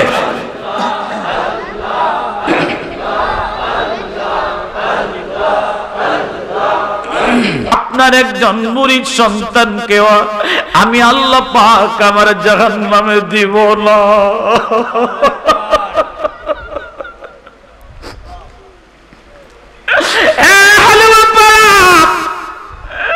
শুনলে কনফারেন্সে আসা চেয়ারম্যান সাহেব, সভাপতি সাহেব, ওলামায়ে কেরাম, দূর দূরান্ত থেকে আসা আমার ভাইরা রে, গভীর ভাবে কথাগুলি খেয়াল করেন। বসে দেখেন, এই মাহফিলে বসে দুপুরটা চোখের পানি নবীর মহব্বতে যদি দিতে পারেন, আমি আশা করতে পারি কষ্ট করে এই মাহফিলে আসা আপনার পরিশ্রম সার্থক হয়ে যাবে। একটা সময় আমাদের কাছে আসতেছে, আল্লাহর হাবিব রাহমাতুল লিল আলামিনকে সর্বপ্রথম আমার আল্লাহ ফেরেশতাকে হুকুম দিয়া জিবরাইল আমিনকে বলবি, জিবরাইল, আমার বন্ধু রাহমাতুল লিল আলামিনকে আজকে হাসরের ময়দানে উঠাইয়া দাও। নবীজিকে হাসরের ময়দানে উঠাইয়া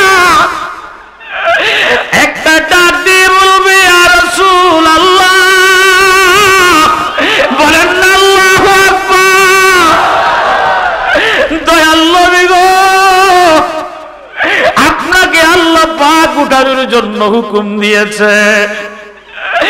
নবীজি যখন ঘুম থেকে উঠবেন, নবীজির সমস্ত শরীরের মধ্যে কাদা থাকবে।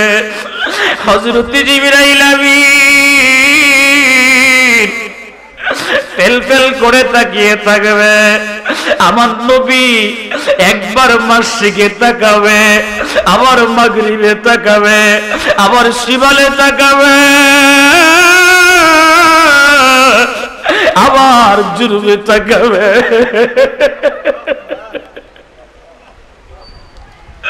এই চতুর্পাশে তাকাইয়া রাহমাতুল লিল আলামিন জিবরাইলকে একটা ডাক দিয়া বলবে, ভাই জিবরাইল, আমার পাগল গুলি বুঝি জাহান্নামে মিলিয়া এই হাসরের ময়দান খালি কইরা আমি রাহমাতুল লিল আলামিনকে ঘুম থেকে উঠাইছো। জিবরাইল আমিন একটা ডাক দিয়া কানবে আর বলবে, ইয়া রাসূলুল্লাহ, ইয়া হাবিবাল্লাহ, দুনিয়ায় থাকতে আপনাকে আমরা বলছিলাম নবী গো, আপনি কি আসমানে থাকবেন নাকি জমিনে থাকবেন?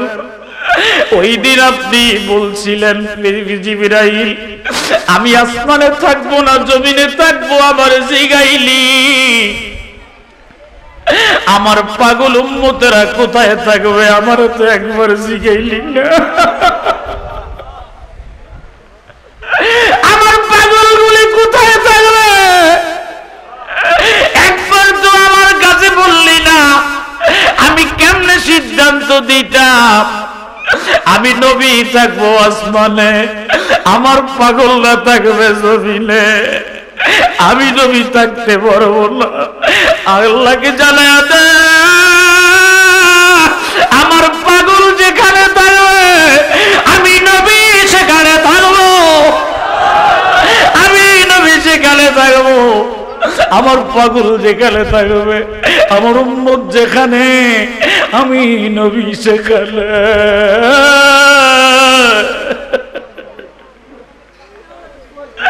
নবী আমার কান্দে, হযরত জিবরাইল আমিন কান্দে আর বলে, ইয়া রাসূলুল্লাহ, দুনিয়ার সর্বশেষ কথা ছিল আপনার উম্মত, আজকের হাসরের ময়দানে আপনি আইসা প্রথম আপনার উম্মতদেরকে ডাকলেন, বলে আমি কি করব রে জিবরাইল? ও জিবরাইল, আমি যে আমার রওজা মুবারক শুয়েছিলাম, একটা মুহূর্তের জন্য আমি ঘুমাইতে পারি নাই, আমি একটা মুহূর্তের জন্য উম্মত বলতে পারি না। বলেন না ইয়া রাসূলুল্লাহ, একটা মুহূর্তের জন্য আমি উম্মত বলি নাই, উম্মতদের জন্য আমি সব সময় কেঁদেছি। নবীজি জামান মুবারকের দিকে তাকায়া হযরত জিবরাইল আমিন বলবে, ইয়া রাসূলুল্লাহ, এই হাসরের ময়দানে আপনার শরীর মুবারকে কাদা কেন গো নবী? আমি একটু জানতে চাই। আমার নবীজি এই অবস্থা দেখে জিবরাইল যখন প্রশ্ন করবে, নবী আমার কাঁদবে আর বলবে, জিবরাইল, এই রওজা মুবারকে শুয়ে একটা মুহূর্তের জন্য আমি উম্মতকে বলি নাই, আমি নবী রব্বি হাবিলি উম্মতি উম্মতি বলে আমি কেঁদেছি। এই জন্য আমার চোখের পানিতে রওজা মুবারক কাদা হয়ে গেছে।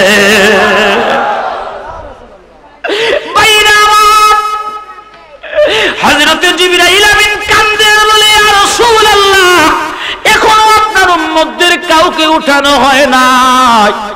আপনি যখন দরখাস্ত করবেন তারপরে আপনার উম্মতদেরকে হাসরের ময়দানে ওঠানো হবে। ইয়া রাসূলুল্লাহ, আপনি এখন দরখাস্ত করেন। নবী আমার সিজদায় পড়ে ডাক দিবে, আল্লাহ,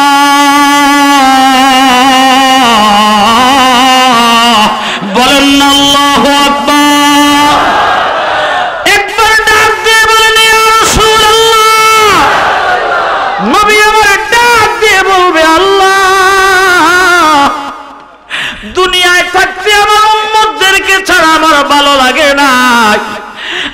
হাসরের ময়দানেও আমি তাদেরকে ছাড়া থাকতে পারি না, আমার ভালো লাগে না।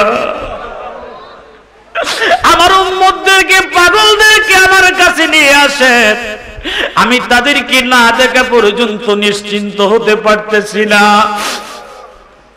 আমার ভাইরা, বন্ধুরা, নবীজি আমার চোখ জড়া পানি, গাল জড়া পানি যখন আল্লাহ দেখবেন, আল্লাহ পাক একটা ডাক দিয়ে বলবেন, ইয়া রাসূলুল্লাহ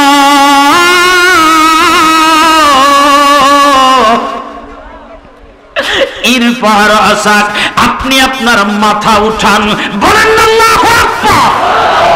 এই জোরে আল্লাহু আকবার। আপনি আপনার মাথা উঠান। ইরফা রাসাক, আপনার মাথা উঠাইয়া আপনি আমার কাছে দরখাস্ত করেন। আপনি আজকে যা চাইবেন আমি আল্লাহ আপনাকে তাই দিয়া দিব।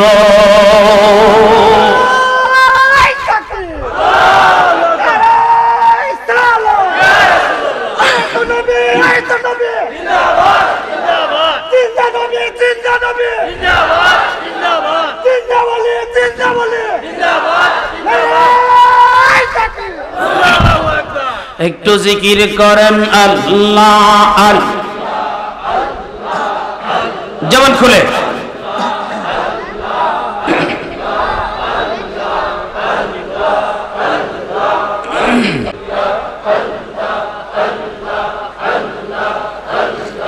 নবীর কালেমা, নামাজ, রোজা, পথের সম্ভব করিয়া সামনে চলো, অবুঝ মনে রে আল্লাহ আল্লাহ বলিয়া।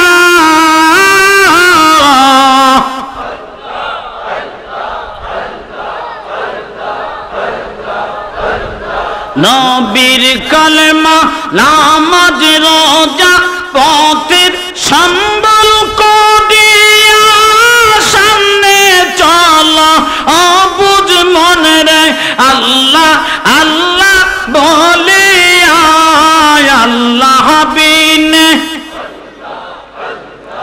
আল্লাহ বিনে নাই রে গতি, রাসূল বিনে নাই রে গতি, দেখলাম না মন ভাবিয়া, ডুবলা বেলা দেখনা চাহিয়া, হায়া মন পাগলা দে ডুবলো বেলা। ইয়া আল্লাহ আল্লাহ আল্লাহ, জোরে।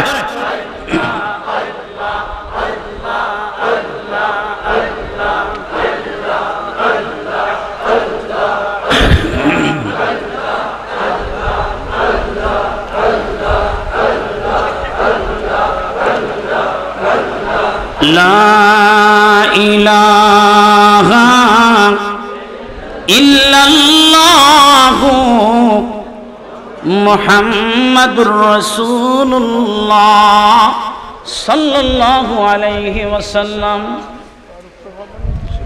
আমি আপনাদের কাছে জানতে চাই, দুইটা জিনিস নবী নিষেধ করেছেন। কয়টা?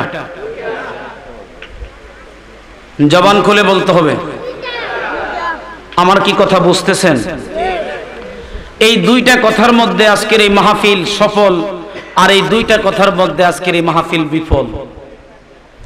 আপনারা কি সফলতা নিতে চান না বিফলতা নিতে চান? কারা কারা নিতে চান একটু হাতগুলি দেখবো। গভীর রজনী নারায়ে তাকবীর। আল্লাহ কবুল করো, পড়ে না আমিন। ভাইরা আমার, গভীরভাবে কথাগুলি খেয়াল করেন। নবীজি বলছেন, এক ভাই আরেক ভাইয়ের প্রতি হিংসা করবে। কি করবে? এক ভাই আরেক ভাইয়ের প্রতি, এক ভাই আরেক ভাইয়ের প্রতি কুধারণা করবে, খারাপ ধারণা করবে। এটা ছিল নবীজির ভবিষ্যৎবাণী। নবীজি ঘোষণা করেছেন, যদি তোমরা কেউ এমন করে ফেলো তাহলে জেনে রাখবা যে আল্লাহ তোমাদের এই অবস্থাটা দেখতেছেন।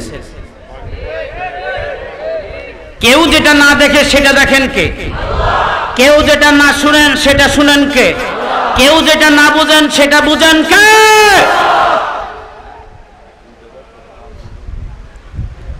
সেই আল্লাহকে সাক্ষী রেখে আপনারা কি ওয়াদা করতে পারবেন যে আল্লাহ যতদিন বেঁচে থাকবো আমার কোন মুমিন ভাইয়ের প্রতি প্রকাশ্যে অথবা গোপনে আমরা হিংসা করব না?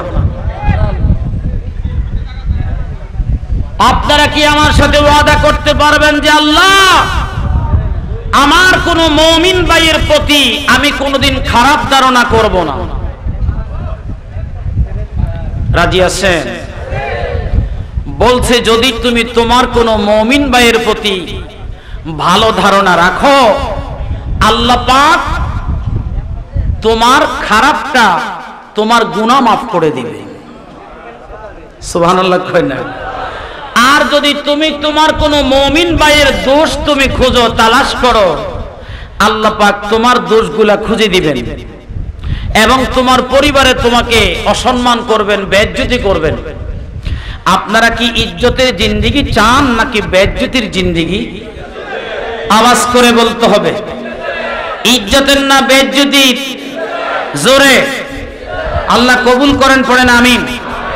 ভাইরা আমার গভীরভাবে তাকান, নবীজি আমার কোন দিনের বন্ধু জানা দরকার আছে না নাই? আমি জানি এটা আপনারা বিশ্বাস করেন, নবীজি আমার হাসরের বন্ধু।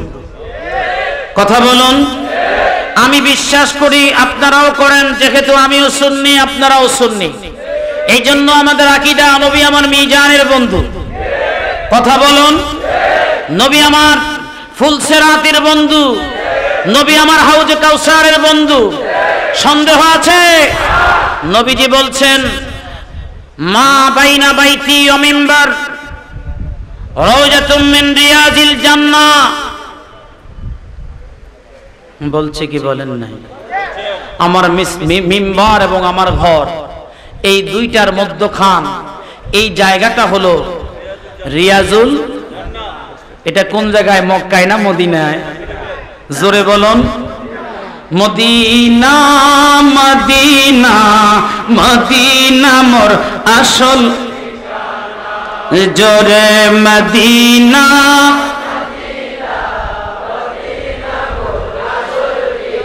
না কন্যা মদিনা মদিনা। এমন একটা বিষয় আমাকে দিছে আজকে মিলাদুন নবীর আলোচনা করার কারণে, করার জায়গার মধ্যে করতেছি হারাম হালাল নিয়ে আলোচনা। এটাও জানা দরকার আছে, কারণ আপনি শত আমল করলেন, যদি হারাম থেকে আপনি না বাঁচতে পারলেন আপনার আমল লাভ হবে না। কথা কয় না? এই জন্য আমি ধন্যবাদ জানাই যুব সমাজকে যে তারা এক একজন উলামায়ে কেরামদেরকে এক একটা বিষয় দিয়েছে, যে আমরা প্রত্যেকটা বিষয় থেকে যেন আমরা কিছু কিছু জানতে পারি। আমি সাধুবাদ জানাই তাদেরকে। বাইরা আমার, হারাম কি জিনিস একবার তাকান। এই কথা বলে আলোচনার ইতি করে দিব আজকে।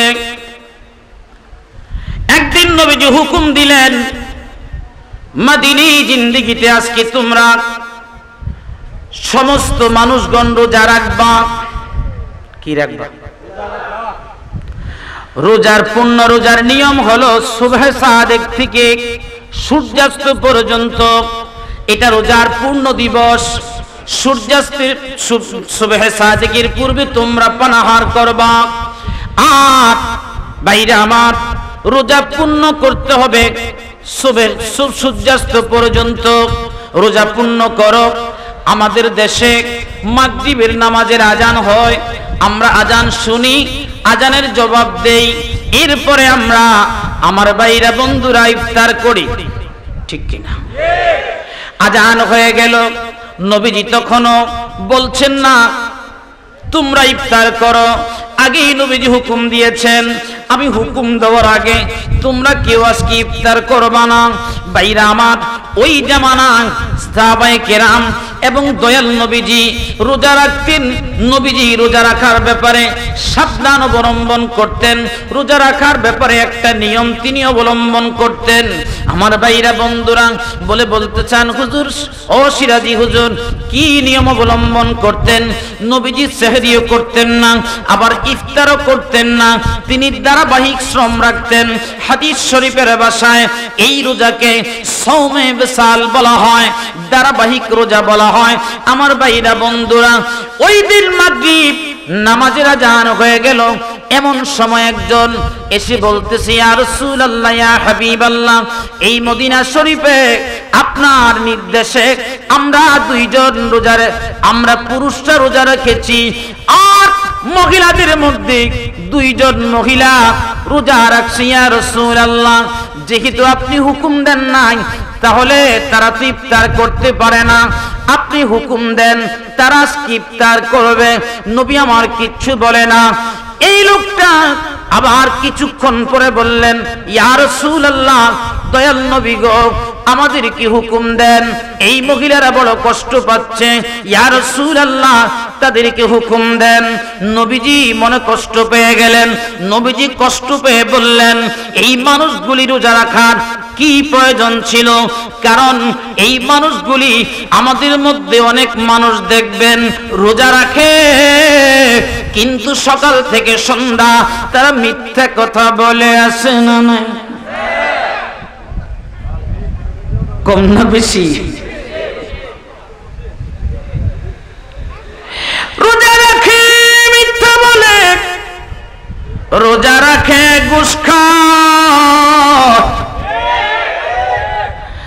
রোজা রাখে আবার তানের টাকা চুরি করে। এরকম মানুষ বোধহয় 2-1 নাই, কম না বেশি? নবীজি বলছেন, এই 2 জন মানুষ তারা রোজা রাখলো আর মিথ্যা থেকে তারা বাঁচতে পারলো না। এই মানুষগুলি রোজা রাখলো, তারা হারাম থেকে বাঁচতে পারলো না।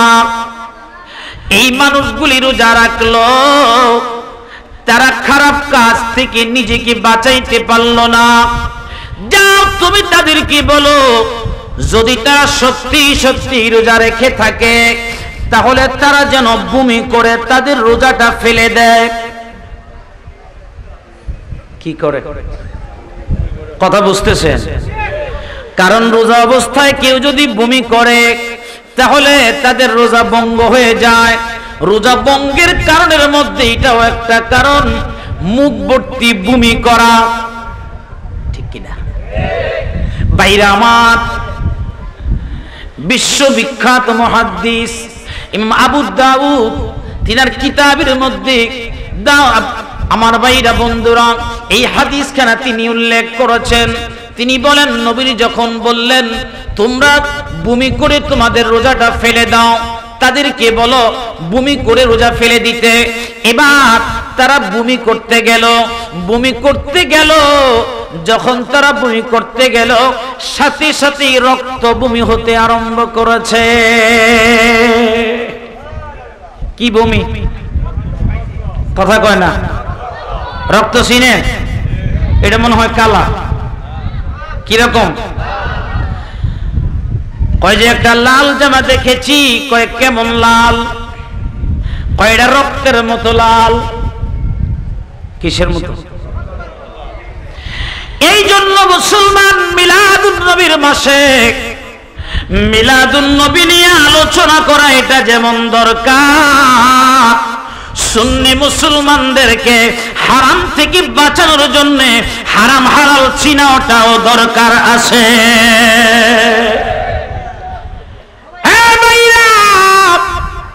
নবীজি দেখতেছিলেন এমন ভাবে মানুষগুলি বমি করতেছে, তাদের রক্ত দেখে ওই মানুষটা তখন ভয় পেয়ে গেলেন। এসে বললেন, ইয়া রাসূলুল্লাহ, ইয়া হাবিবাল্লাহ, নবী গো,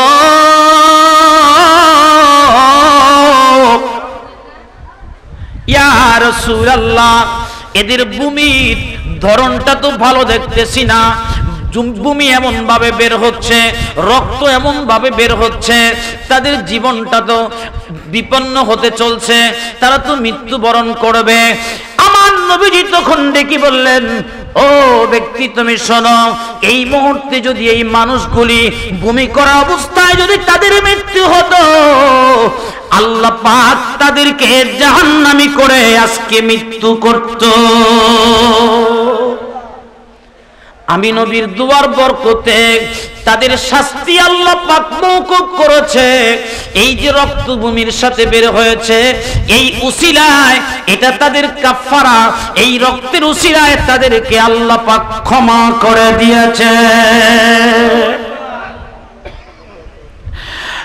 বন্ধু মুসলমান, গভীরভাবে কথাগুলি খেয়াল করে আমার ভাইরা রে, আমরা সব ছাড়তে রাজি, কিন্তু আমরা হারাম ছাড়তে রাজি না। আমরা সব ছাড়তে রাজি, পরনিন্দা আমরা করতে রাজি না। আমরা সব ছাড়তে রাজি, আমার মুসলিম ভাইয়ের কোনো ভুল থাকলে, দোষ থাকলে এটা আমরা গোপন করতে রাজি না। অথচ আল্লাহ পাক বলেন, যেই ব্যক্তি এক ভাইকে হিংসা থেকে মুক্ত থাকলো, আল্লাহ পাক তার উপরে রহমত নাজিল করলো। যখন কোনো ব্যক্তি অন্যের উপরে ভালো ধারণা করলো, এই ভালো ধারণা করার কারণে আমি আল্লাহ তার প্রতি ভালো ধারণা করলাম। যখন কোনো ব্যক্তি কারো গুনাহ, কারো কোনো দোষ ত্রুটি গোপন করে, আল্লাহ পাক বলেন ওই ব্যক্তিকে আমি তার দোষগুলা গোপন করে নেব। আর হাসরের ময়দানে কোটি কোটি বান্দার সামনে তার দোষগুলি গোপন করে দিয়া, আমলগুলি ওপেন করে দিয়া, ওই মানুষটাকে আমি আল্লাহ পাক আমার জান্নাতের মেহমান বানায়া দিব।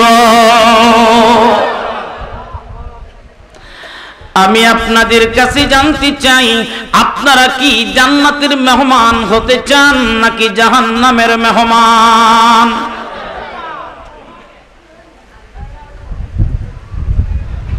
জান্নাতের মেহমান যদি হতে চান, আজকের এই মাহফিল থেকে আপনারা শপথ করে নেন। ও সিরাজি ভাই, আমি আপনার সাথে অন্তরের অন্তঃস্থল থেকে ওয়াদা করতেছি, এই জীবনে আর কোনোদিন আমি মিথ্যা কথা বলবো না। রাজি আছেন? দ্বিতীয় নম্বরে, হুজুর আমি আপনার সাথে ওয়াদা করতেছি, আমার কোনো ভাইয়ের ব্যাপারে আমি হিংসা করব না। হুজুর আমি 3 নম্বরে ওয়াদা করতেছি, আমি আমার ভাইয়ের দোষ ত্রুটিগুলি বর্ণনা করব না। আমি কারো দোষ দেখলে এটা গোপন রাখব। 4র্থ নাম্বার, আমি যখন আমার অপর ভাইকে আমি আমার অপর ভাইয়ের গীবাত করব না। কারণ গীবাত এমন একটা জিনিস, আল্লাহ পাক রব্বুল আলামিন ডেকে বলেন, বান্দা যখন তুমি তোমার কোন ভাইয়ের গীবাত করলা, তুমি অথচ এই গীবাতের নিদর্শনটা এমন, তুমি তোমার মৃত ভাইয়ের গোশত খাইলা, আর মৃত ভাইয়ের গোশত কোনোদিন তুমি পছন্দ করো না। পছন্দ করেন? মৃত ভাইয়ের গোশত, মরা ভাইয়ের গোশত পছন্দ হয়? তাইলে এটা কেমনে করেন? নবীজির দরবারে প্রশ্ন করা হলো, ইয়া রাসূলুল্লাহ গীবতটা কি আমাকে একটু বলে দেন।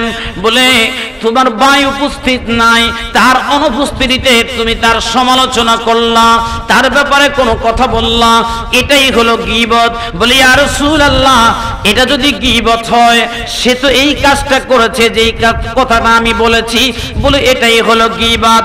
আর যদি সেই কাজ না করে থাকে, তাহলে এটা হবে তোমার জন্য মহাপাপ, কারণ তুমি অন্যায়ভাবে তার ব্যাপারে কথা বলেছ।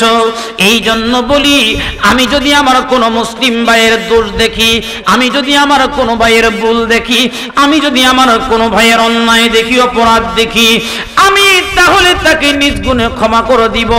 আর লোকচক্ষুর অন্তরালে গিয়া আমি ওই ভাইকে হাতে পায়ে ধরে করজোরে বলবো, ভাইজান এখানে আপনার ভুল ছিল, এটা আপনার ভুল।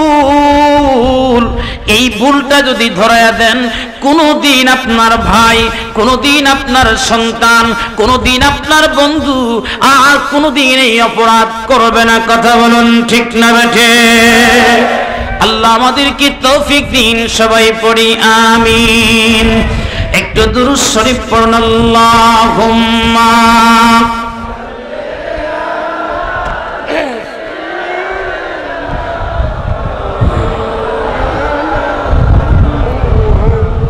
जवान खुले वाला आली से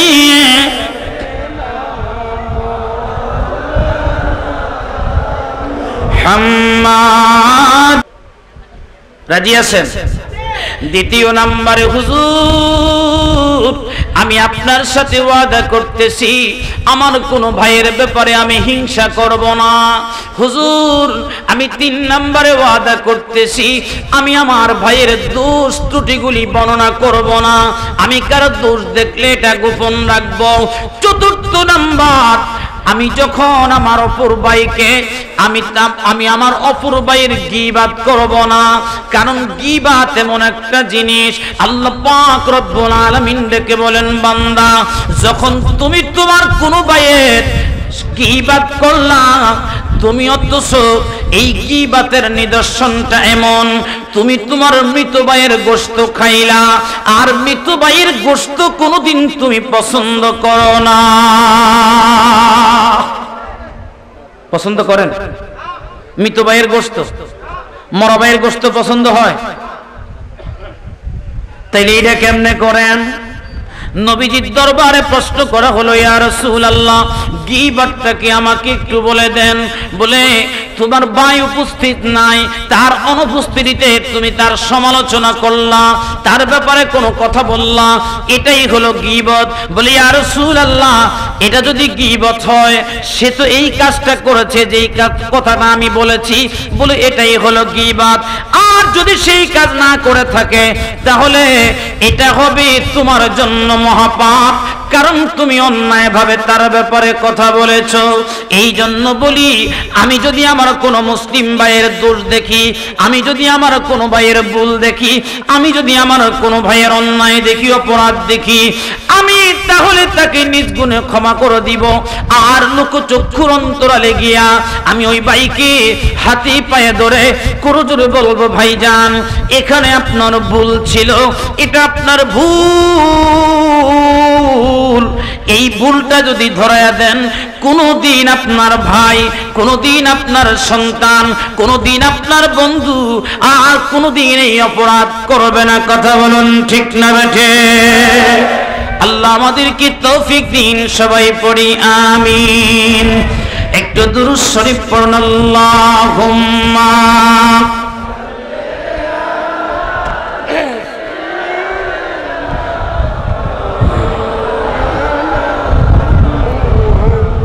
जवान खुले वाला